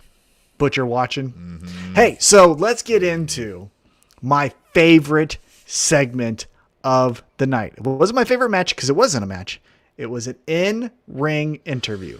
Tony Schiavone brings out the AEW World Heavyweight Champion, Kenny Omega, looking like 2005 Triple H, as you mentioned. Now, Kenny Omega. Was that what he was trying to do? I don't. Who knows with these dorks, right? They did take a lot of these shots, right? So. Yeah. It wouldn't shock me if he was like, you know what my goal here is to look like Evolution Triple H. Wouldn't have shocked me. But Kenny Omega essentially says, hey, this company has the best merch seller in Orange Cassidy. Beat him. Has the best high flyer in Rey Fenix. Beat him. Has all of these amazing people. Has the best rising star. Jungle Boy. Beat him. There's no one left for me to wrestle in AEW. I've got all these other titles. I'll go defend them. I'll still be here. But when someone's worthy of me getting back into the ring, that's when it'll happen. And then the Dark Order comes out. Oh, shit. Oh, shit, Tim. The Dark Order comes out, and Kenny Omega immediately dismisses them. Of course. What are you dorks doing? None of you are even in the top 5. And Evil Uno says, oh, yes, we are not in the top 5. But we have a friend who is. And Kenny Omega, to his credit, doesn't play dumb, but just pokes the bear a little bit and says, if this is the person who I think you're talking about, I don't think he has the guts to fight me. And we just leave it at that. Kenny Omega walks out of the ring, gives us a good night and all that stuff. Dark Order just stands there kind of waiting for something. And Tim, it's starting. It is starting. How excited are you? I'm super excited. I'm assuming you're going to get to the next follow-up portion of this later, so I'll leave that to you as you're going chronologically through the show. But my heart started going a little pitter-patter here. I was like, oh, it's happening. And it's playing out like we thought it would, too. It's this low self-esteem millennial cowboy shit. It's the best. God, I love it so much. Okay. So again, let's go back into chronological order. After the commercial break, we're going to get back into it. Yeah. But after the commercial break, Brian Pillman Jr. cuts a promo and is basically saying like, hey, you're delusional, Miro. I had a rough childhood. I know who my family is. You tried to beat up my family. I'm beating you up. Well, didn't work out for him because we went right into God's favorite champion, Miro, That's a good taking on Brian Pillman Jr. It wasn't a squash match, no, but it was close. Miro does this well. Miro really does this well. Where he dominates an opponent, but lets them get in these little ooh, I got you real quick, and then I'm gonna get you again and again and again, and then I'm gonna come get you again, and just whap back away across the ring, and they're like, oh fuck, and then it's Miro again for a while. He does that really well. Where you get these slivers of hope. You're like, oh, he can pull this on. Nope. Yeah, nope. Yes, that is actually a great point because what he does even better than the typical you get some offense, I get some offense, then I win the match is the offense so far that a Lance Archer, or in this case, Brian Pillman Jr. gets is still from underneath. It's all these roll-ups and, oh, I got you with a big finisher, out of nowhere kind of stuff. It's not, hey, now I got Miro in the corner and I'm working him over. It's just these little, what you said, these little glimpses of hope for the babyface, and then Miro's like, get the fuck out of here. Yeah, what are you doing? Just goes into Hulk mode. Yeah, and then just fucking demoralizes. Kills the guy. Right? Yeah. You don't think he can fuck him? So, fuck him. yeah. Yeah, and the Pillman interview promo, was good, and his performance in the match was good. I came away really impressed with all of this. I tell you what, and I don't mean to shit on Griff Garrison or the cheerleader. I want to see just Brian Pillman Jr. Yeah. I want to see him. I don't know what I'm looking for necessarily. I can't pinpoint it, but I want to see a little bit more grit. I don't think it's been found, but it's, man, you get the feeling that if it does, we could be looking at a star here. Yeah, because I think in his promo before this match where he talks about how he didn't really have parents, right? He had Brian Pillman, who was on the road all the time. His mom, as we found out from Dark Side of the Ring. And his mom from Dark Side of the Ring wasn't necessarily present all the time either. Maybe going into, not Eddie Kingston, where it's that every man coming from the other side of the tracks, but a little bit touching on that. You know what I mean? A little bit of hey, I'm fighting for everything I have. And maybe that's what we're missing instead of Varsity Blondes, because that just doesn't translate for me. Yeah. Anyhow, now let's get back into it. Hey, before you do that, yes, we got to give another shout out to Big Josh, our beer sponsor of the week, the Slater Gator beer sponsor of the week, which got a snub on the WWE top 50 tag teams of all time. No Slater Gator. No that Slater That list Gator. was all bullshit, by the way. If you read that list, That list was fucking bad. That was so bad. But at any rate, I'm not even a list guy, but I looked at that and I was like, this is terrible. Well, I was hold like, on. this it was needs only, to be moved all over the place. Okay, but it was only WWE, so like Harlem Heat didn't make it because Harlem Heat wasn't in. Okay, but even at that, it just still like the order of some things where you're like, this was like 10 over these, and yeah, it was just bad, just real bad. Yeah. I don't even have a problem with hearing the New Day as number one, especially from like the company. Oh, great, fine, but that's like the fabulous again. Like that's not a tag team to me. When you let them switch in and out, it was like 3 or 4 different combinations, or however many combos you can have of tag teams out of that. Somebody do the math. We're not fact checking here, goddammit. You know what I mean? Yeah, I do know what you mean. Yeah. Anyway, Big Josh though. The beer sponsor of the week, Slater Gator beer sponsor of the week. If you want to be the Slater Gator beer sponsor of the week, you give us some money. It's that goddamn easy. Go to SpanishDownTable.net. Do you want to feed me via beer? Yeah, Tom hasn't had anything to eat or drink until this because Big Josh gave him some money. We lost. Well, I lost a bunch. Tom apparently lost almost everything on all of it. Yeah, on this MJF coin. So, SpanishAnnounceTable.net. There's a PayPal link. If that's giving you any troubles, hit us up. Tableshow at gmail.com, or we're at Table Show on Twitter. We'll help you get us money. We'll stop everything, and we will give you any kind of details needed to give us money. And you tell us what kind of beer we need to get, and we'll see if we can get it. If not, we'll keep the money. We'll get some other beer, and we'll figure it out. Yeah. But this is a fantastic choice, this Purple Haze Raspberry Lager. And Big Josh, I heard, can make the greatest time of any trucker anywhere on any route, right? Like if you told him he's got to get from LA to New York, he's going to beat anybody's time by 15%. Big Josh has given me life. He has. There's no other compliment. There's no other compliment. I can't give him any other life. I can't give him any other compliment other than he's given me life. So thank you so much. If you want to be complimented too, if you want to hear how great we think you are, and you are great. I mean, you're not, MJF is better than you and you know it, but if you want to be great like Big Josh, the Rebel Trucker, one of the greatest of all time, just SpanishDownTable.net, become the beer sponsor of the week, and we'll tell everyone how great you are, how great you smell, how great of a human being you are. You might get a day named after you in the Spanish Announce Table universe. I will let people know how great your ass looks in those jeans, and they do. Big Josh. So. They do. Big all right, let's get back into it. Marvez. Yeah, Marvez. Hey, Marvez is growing on me. I mean, like, I don't like Marvez, but I kind of like that Marvez is around. Well, are you catching on AEW Dark and Elevation his promos with Joey Janela? Mm-mm.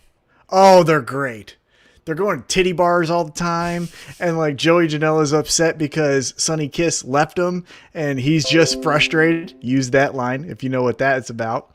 He goes, I'm just frustrated. And Marvez gets him to go to the titty bar. Love it. It's great. Or maybe it's just a bar, but they kept on calling it Nips. I want to get an I'm frustrated shirt. I think he's selling those now. Like, yeah, he does. It's fantastic. So Marvez is backstage. Fact check. Do your fact checks. Yeah. Not here. Marvez is backstage. So let's get back into my favorite segment. Oh, Marvez. So but he's talking to the Dark Order. And he's like, hey, Dark Order. And doesn't even get a question in because Hangman Adam Page just runs in and shouts, why did they do that? Called them stupid. I think he was like, you so stupid. Like he was mad. This wasn't like, hey guys, like he was like, hey, what the fuck? Why did you talk on my behalf? And then he even says, do you think I'm scared of Kenny Omega? Said it. Uh-huh. And then I think it was Colt Cabana who said this. Yep. But he's like, no, we don't think you're afraid of Kenny Omega. We think you're afraid of failure. Oh. And it was like that. It was like, bam. Oh. And all the things they said. Like, he was like, hey, it's okay to fail, Adam. Like, it's really okay. And they were like, yeah, it's okay, dude.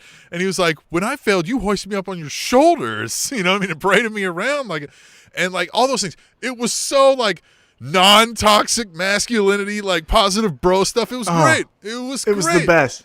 And they said, the whole Dark Order said they're proud of Hangman Adam Page and they believe in him. And they just left him with his own thoughts. They're like, hey, we know you got this. And they just come on, left. Dude, you got this, bro. Fist bump. Yeah. Hey, don't even trip, bro. So Hangman, right? great.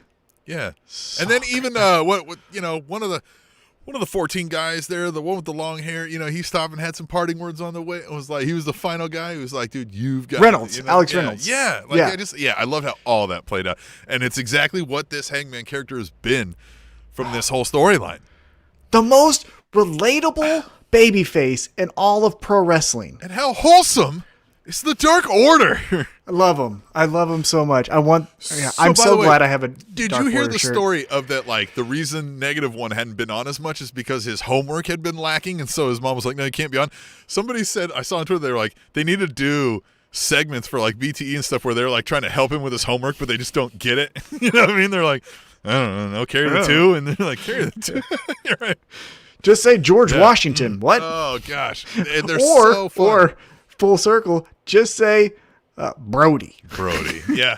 I love the Dark Order here. I love they're lifting up their PMA Oh, my God. for Hangman. Loved all of it. Hey, in the chat, shout out to the chat. We've had people all in and out of the chat all night, so chime in with your thoughts and we'll shout out and make you famous-ish. Indeed. All 5.5 people will know who you are. Hey, that doesn't matter. Those numbers are growing each and every week. Hey, so after the commercial break, we get a backstage interview with Team Taz. Although it's not all of Team Taz. Brian Cage is missing. Ricky Starks is missing. Taz says, Team Taz isn't doing so great. So, like most brothers, we need to have these brothers fight it out. So, on July 14th, it's going to be Brian Cage defending his FTW World Heavyweight Championship against a returning Ricky Starks. I don't know how I feel about this because no one has been clamoring for the FTW Championship. True. And I understand that in Team Taz, whoever has the FTW Championship is the de facto leader. So I get why Ricky Starks and Brian Cage would fight over this championship. Yeah. But it just felt like this was except throw in. Like in every match Cage has had, they've done the whole here's Ricky Starks has the title. Oh, yeah. What the fuck are you doing with that? Mm-hmm. And so maybe it's like, fine, you want it? You want to be able to parade around and use it? That's a good point. Come fucking take it from him. Yeah. Or shut the fuck up, right? And that's kind of what Taz led to. He's like, see, sometimes even in families, we got to fight to make things, to square things up or whatever he said, right? He had a better line than I'm. Yeah. We don't fact check.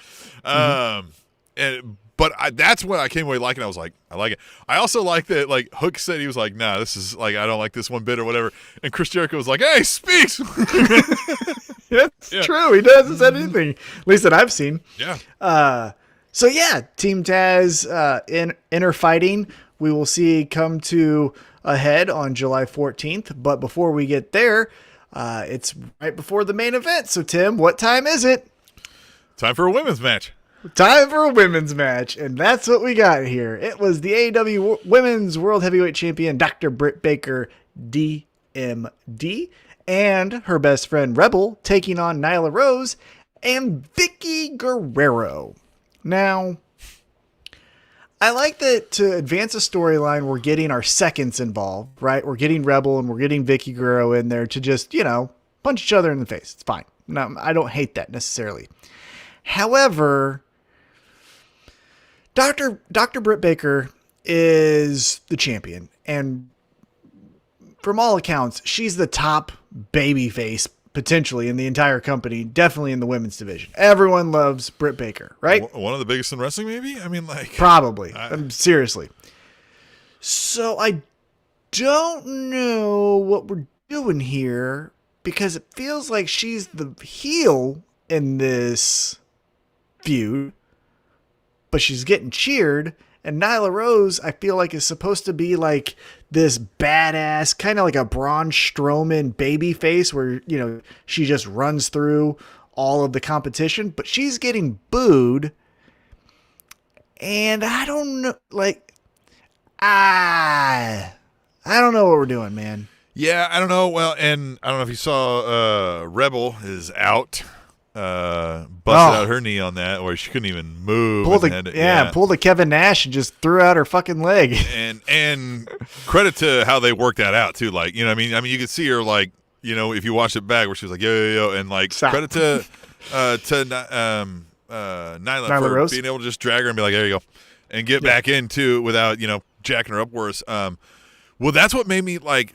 Later on, we'll talk about a possible injury. You know what I mean? That I bought into because of that with a leg and a knee. But Rebel injured there. But yeah, I get what you're saying. Like it was interesting. Again, we've got these kind of like heel, but yet it's just not working. I don't know.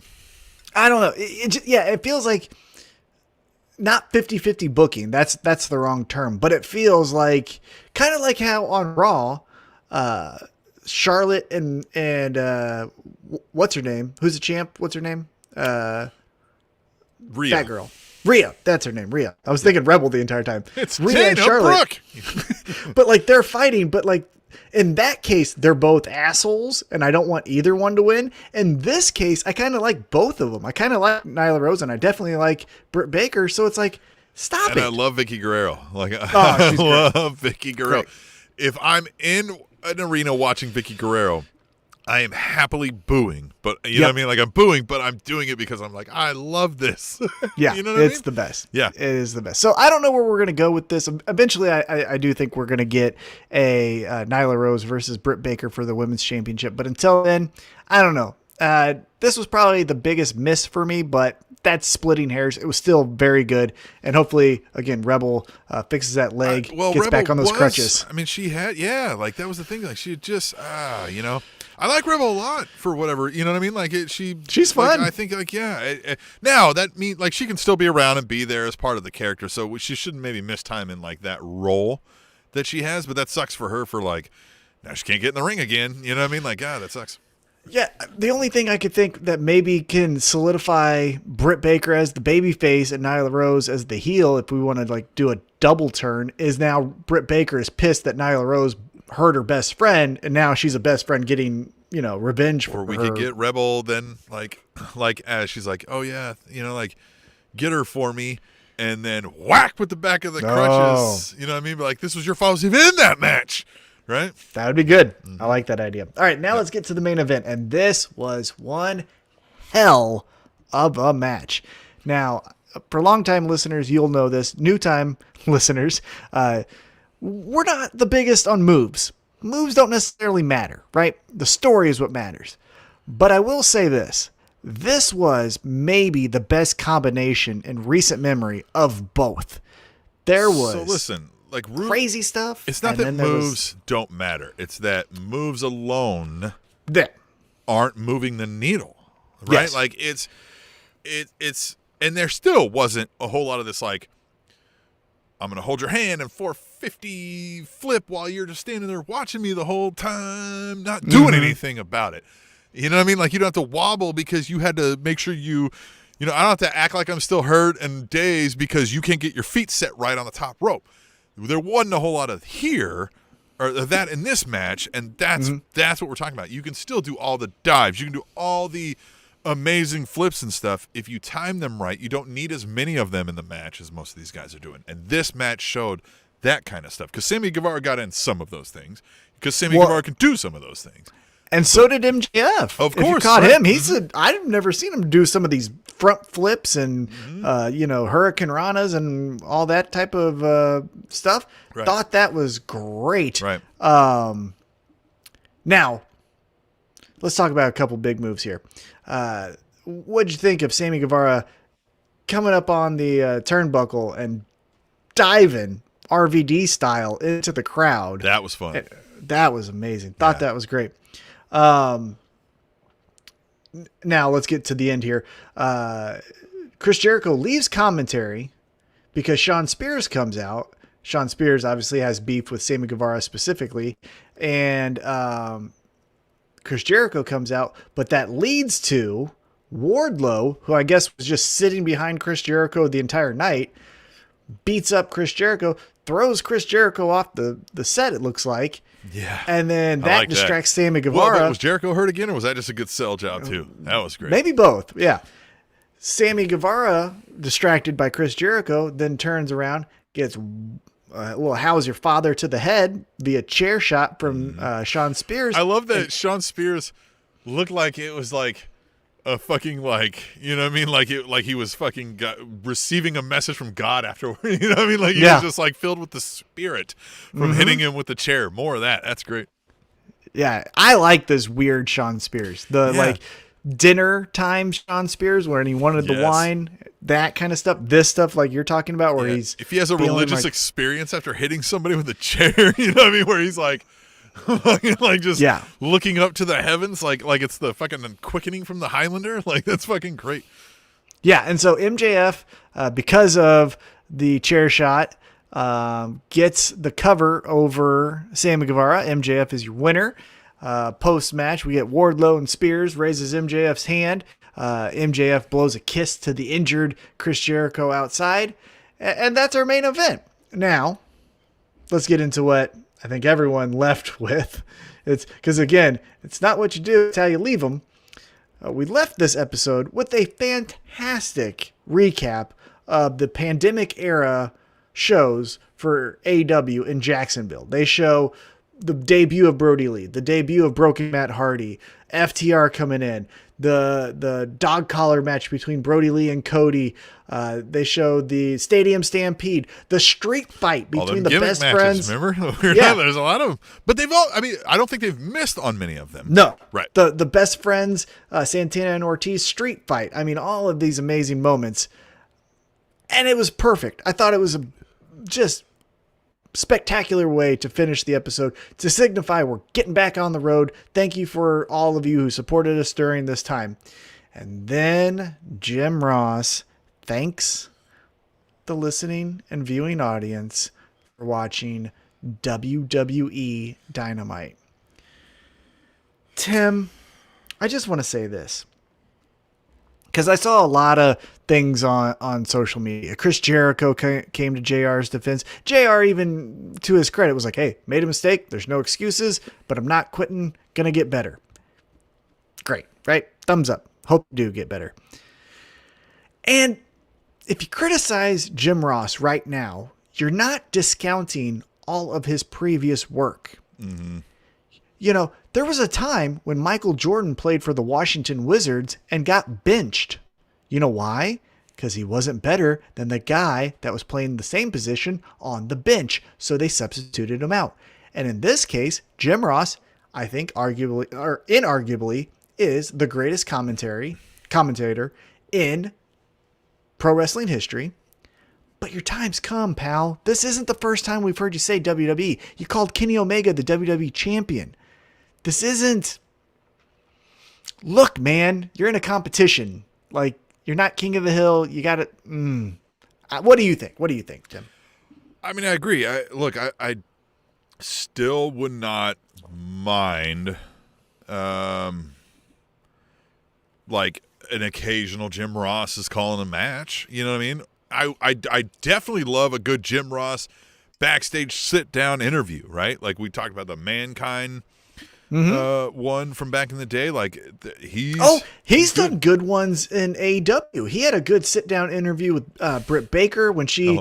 Hold on, Devil Vamp in the chat said, but didn't he then buy the Wizards? So point. That's a good solid point about the Michael Jordan. Like, he got benched by the Wizards, but then he bought them, motherfucker, didn't he? I mean, but yeah, he doesn't play. Yeah. He wasn't playing. He's like, I'll fucking show you, motherfucker. Yeah, well, yeah. I'll decide who plays around here, goddamn. But to my point here is, I think when people like say, "Hey, how dare you criticize Jim Ross for messing up?" It's like, if it was one time, okay, but we've had very insensitive sexual comments made about the female wrestlers. Yep. We've had a couple WWE mentions already, and we're not even 3 years into this. Yeah, I mean, look, I wouldn't miss him if he's gone, is what I'm saying. You know what I mean? Like, and it does sound hokey and weird to anybody who's new, you know, who doesn't get it, who doesn't know who he is. You know, they're gonna be like, "What the fuck is this guy?" He sucks. It's just, yeah. Well, it's Not that he just sucks. He does good at telling the story, you know, in the match and stuff like that. Like, he's not, again, one of the greatest of all time at what he did. He's good in spurts. Right. And that's where I think, to your point, if he did the backstage interviews where he sits down with Andrade or Britt Baker, fantastic. And if he wants to do the special match, for example, I remember early on in the pandemic when it was just Jim Ross by himself and he called an AEW World Championship match between Jon Moxley and Jake Hager. Perfect. Great. Love it. Do that, and I love it. Hey. But you're being overused, bud. We missed the Jake Hager and Santana and LAX. Ortiz. Yeah. Jake Hager's best fucking promo ever. It was it was. I know produced. the bar is low, but like, well, and it's produced. But he didn't like fuck it up once, and we don't know how many takes that took. It was good. I was like, good. God damn. Yeah, like, it was Jake, good job, Jake. It was do good for a low bar. Jake. Anyway. Yeah, it was good for a low bar. Side note about Jake Hager, he got signed to fight one of the greatest heavyweights of all time in MMA, Fedor Emelianenko. Well, yeah, but Fedor's used 68 to be years old. Right, yeah. So he's going to beat him. No, he's not. I think Fedor's You think Fedor's going to win? That's what I was going to say. Like, is Hager ever going to take a real fight? Well, you told me it's all been bums, right? Yeah, this has all been Kansas City bums. He's been beating up everyone from right around this area code. He's been beating the shit out of. Are you serious? It's all been fucking like KC. All Kansas City guys. Yeah, JW Kaiser. Let's get him on the show. Yeah, JW Kaiser is from Lawrence. The fat whatever guy is from. I went to Lawrence today to get this fucking show for you guys on the chat, and you all and all that. My damn modem broke, like physically broke. 2 hours before this show, and I had to drive 40 minutes one way to get it replaced and 40 minutes back the other way because they said, I don't know if the guy can get out by tonight. And then I got it up and running, got it ready to go, and guess who fucking called me, Tom? The guy who's like, I'm on my way. And I was like, you fucking don't come here. Look at Tim. Tim walking uphill both ways to get this podcast. Seriously, God damn it. Well, we had a fucking interview with Kevin Gill. I'm like, God damn it. I was like, I can't try to hot spot my way into this. Now I got to drive to Tom's, and I was like, God damn it. I don't know if Tom's ready for me. Nobody's ever ready for me without notice. That's true. And I wasn't home because I'm at Papa Shango's That's right. basement. Yeah, your wife would have been like, you get the fuck out of here. It's your fault. And she probably would have hit me. Probably sicked the dogs on me. Joe would have killed you. Yes. Joe would have killed you. Yes. I'm surprised she hasn't. She's probably waiting for the right moment. Anyway. So, yeah. Anyhow, that's our AEW recap. Hey, we got a new chatter at X0X81. What's up, guys? I don't know. Yeah. Hello, friend. Is that new? Yeah. Is that new? I don't think we've seen this person before. I can't recall it. Yeah. Look at this. We're making friends. We're making friends. And I'm on the run. Mm-hmm. Thank you, Kevin Gill, for being on the show. Tim, I'd love to talk about WWE. However, you didn't watch it, did because you? Because of budget cuts, the fee to talk about WWE on a podcast, we can't meet because of the MJF coin. I forgot you fucked that up too. Yeah. So, I mean, what did you?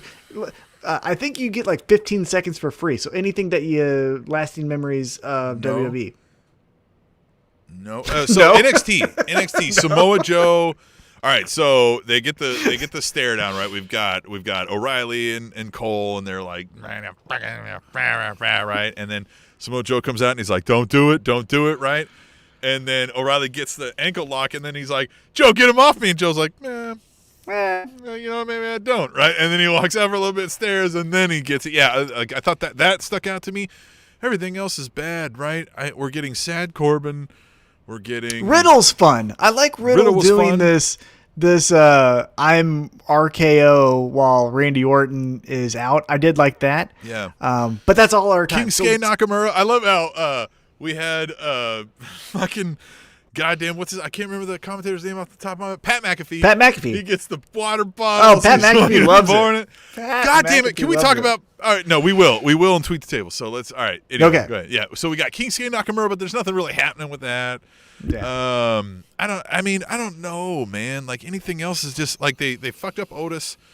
Kofi I think is gonna join the Hurt Business the more they lean into that.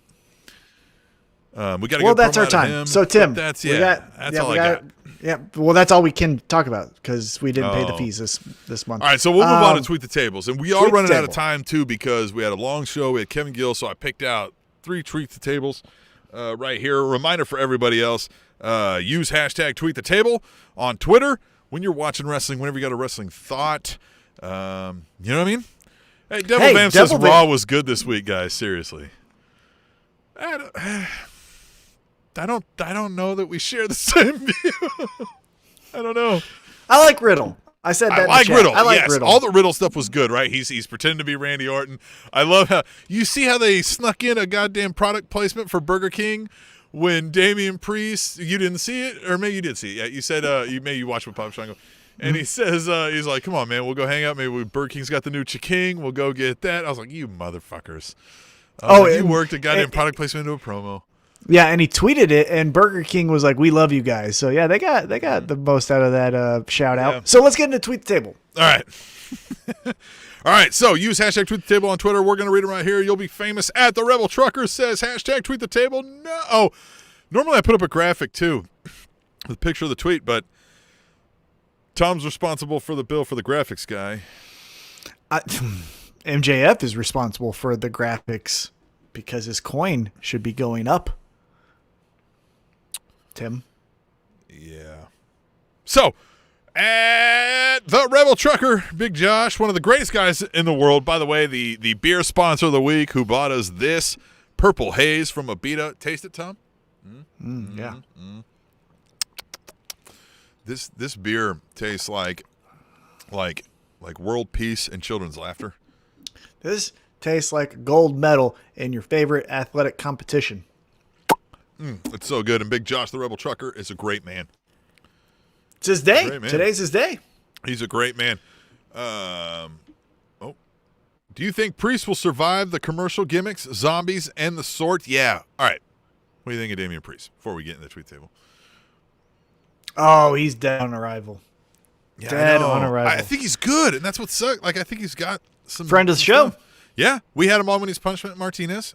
Great interview. Yeah, go back and great interview. Not a video version, but audio podcast back in the day. Yep, absolutely. Well, we got it on our YouTube channel. We got the Cinco Preguntas on our YouTube channel. Yep. So you can check that out. There you go.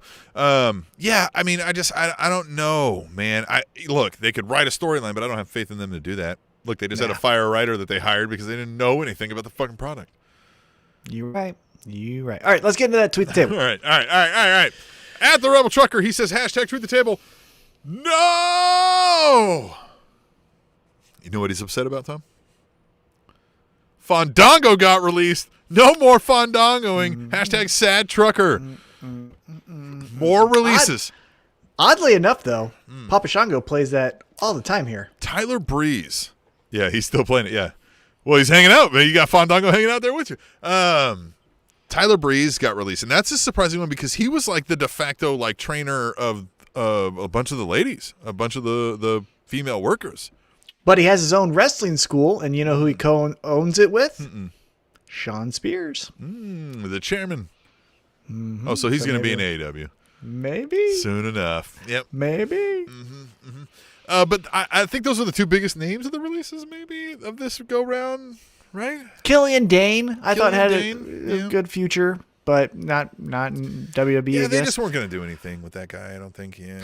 And some of the 205 Live guys that I like, but that's just because I've met him and talked to him and hung out with him. But like a Kurt Stallion, who we've had on the show before, Retro Anthony Green, who I mentioned in the Kevin Gill interview, those two got released. I like those guys. I think they're good characters.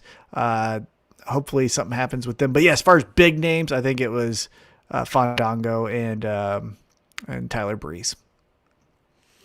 All right, at Katie First Lady says, this draft can't come here soon enough. Apart from returns from Becky and Sasha, we desperately need women on both rosters and really some fresh faces overall. And can we have Keith Lee back, please? Hashtag, Raw, Smackdown, NXT, and then hashtag tweet the table. The draft is coming up, August. What do you think?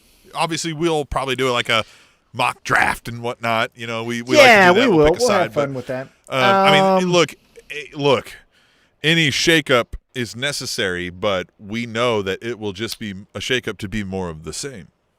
Here's the thing. It's called burnout. It's a professional term when when you're at a place for too long and you start to think to yourself, God dang it. But you know what? We've got this new boss coming in next month. And then that's when things are going to turn around. And what you're doing is you're tricking yourself because you don't actually want to pull the Band-Aid off and leave. And that's professionally speaking when you're at a job, when you should be leaving. It's called burnout.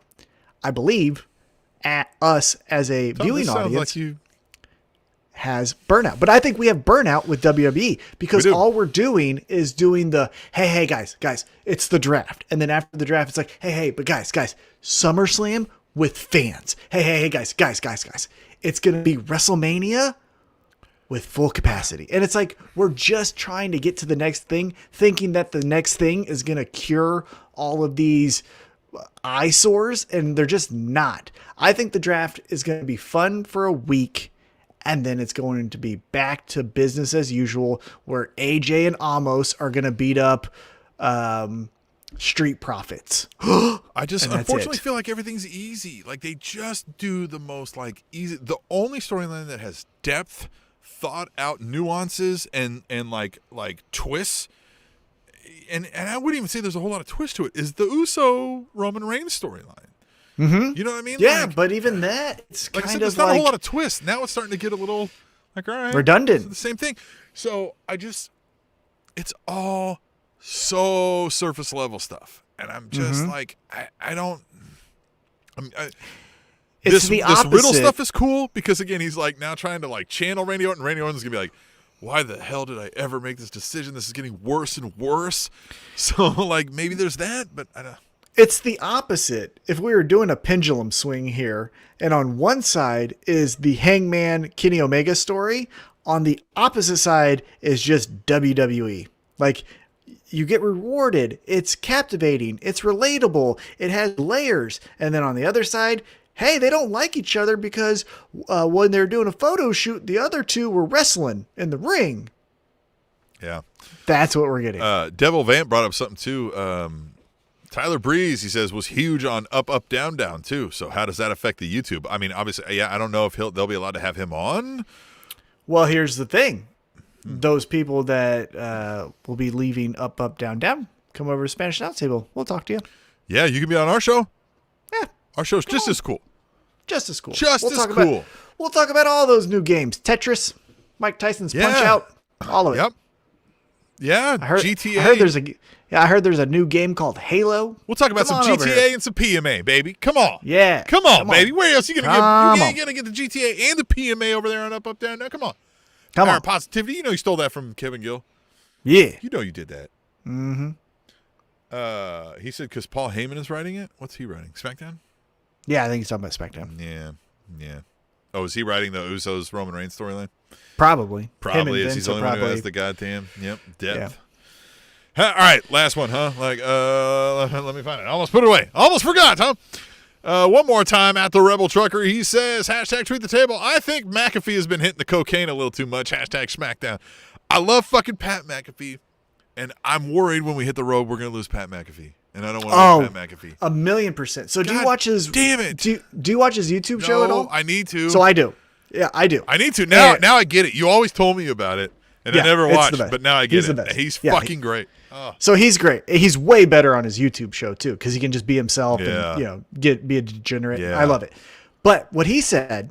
So let me take a couple steps back before I get ahead of myself. So Pat McAfee does his radio show or YouTube show, however you consume it, from Indianapolis. That's where he lives. He played for the Colts. He stayed there.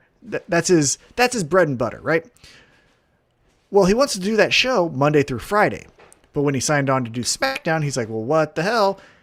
And the agreement was FanDuel, which sponsors Pat McAfee's show, said, we'll rent a house in Jacksonville for you to be doing your shows Thursday and Friday, and then on Friday night, you'll do SmackDown. Saturday, fly home.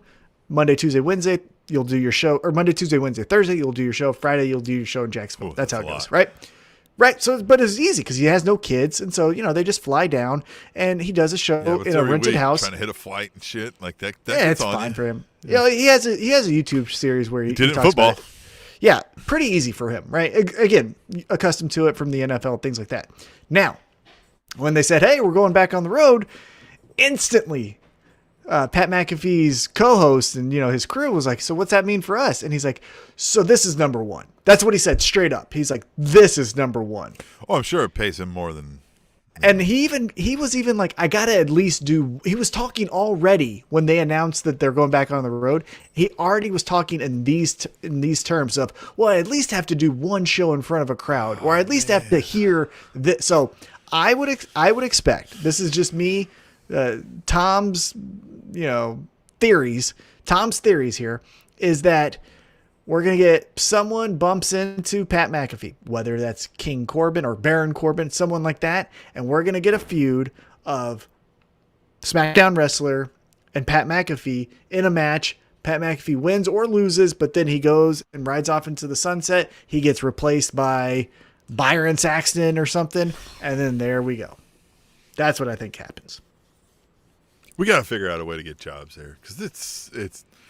Well, no, because they won't let you be yourself. That's the problem. Like, for whatever, he's got the most leash anybody's had.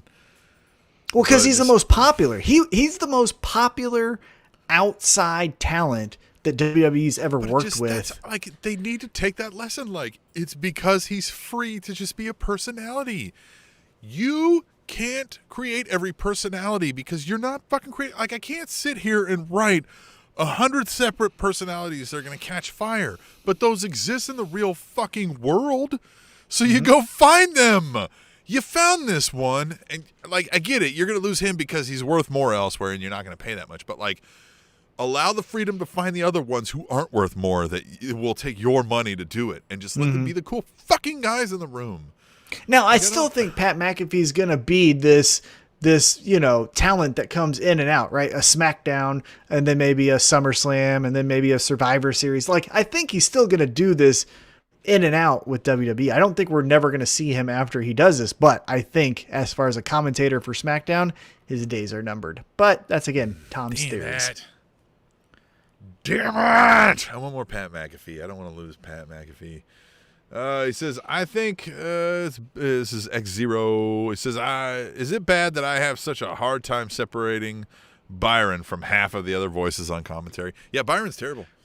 Oh, you know who's terrible? And I don't care. I'll fight anyone on this. Michael Cole is fucking dog shit. I do not care that he could do a promo for Burger King and then call a match. Here's why he's so fucking bad. Tom Phillips and Michael Cole, there's no difference from, and they fired Tom Phillips. Yep. So yeah, that's all you got to need. Michael Cole, I've never liked him. There was times I think when he was playing a little bit of heel the first go around with the Jerry Lawler thing, but like that got overblown real quick. The best work he did was when he first started SmackDown with Taz. But Byron's just bad. Like, Byron is like, he's not like, look, he can do what he's asked to do, and then they make fun of him. So like, there's moments where like Corey Graves gets over on him, but like, I think Corey Graves is getting worse too. I don't think Corey Graves is as captivating as when he started. I think he's reached the JBL level where it's like, I'm tired of hearing all these silly one-liner. Oh, you love Eva Marie? Okay. Okay, you new age Jerry Lawler. There. Yeah, he doesn't like, it's nothing that's sticking out to me, but you're right. He's not like the guy I'm like, I can't wait to hear what he says. Yeah. Right. Yeah. Not anymore. Yeah, the commentary game is bad lately across the board for a lot. Not Pat McAfee, though. Excalibur's good. Pat McAfee's good. Tony Schiavone's good. Love Schiavone. Yeah. And Jericho, when he does his one-offs, are fun, too. Yeah. Tammy the Tummy? What is that? All right, Melissa. We're going to get out of here. It's getting late. Tom's got I don't know if he's got a cot there in Papa Shango's basement or whatnot. I got to do favors, Tim, so don't talk about it. Yeah.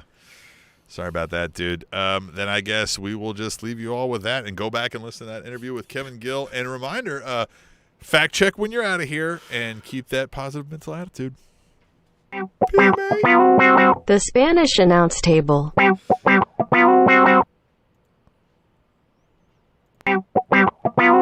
The Spanish announce table.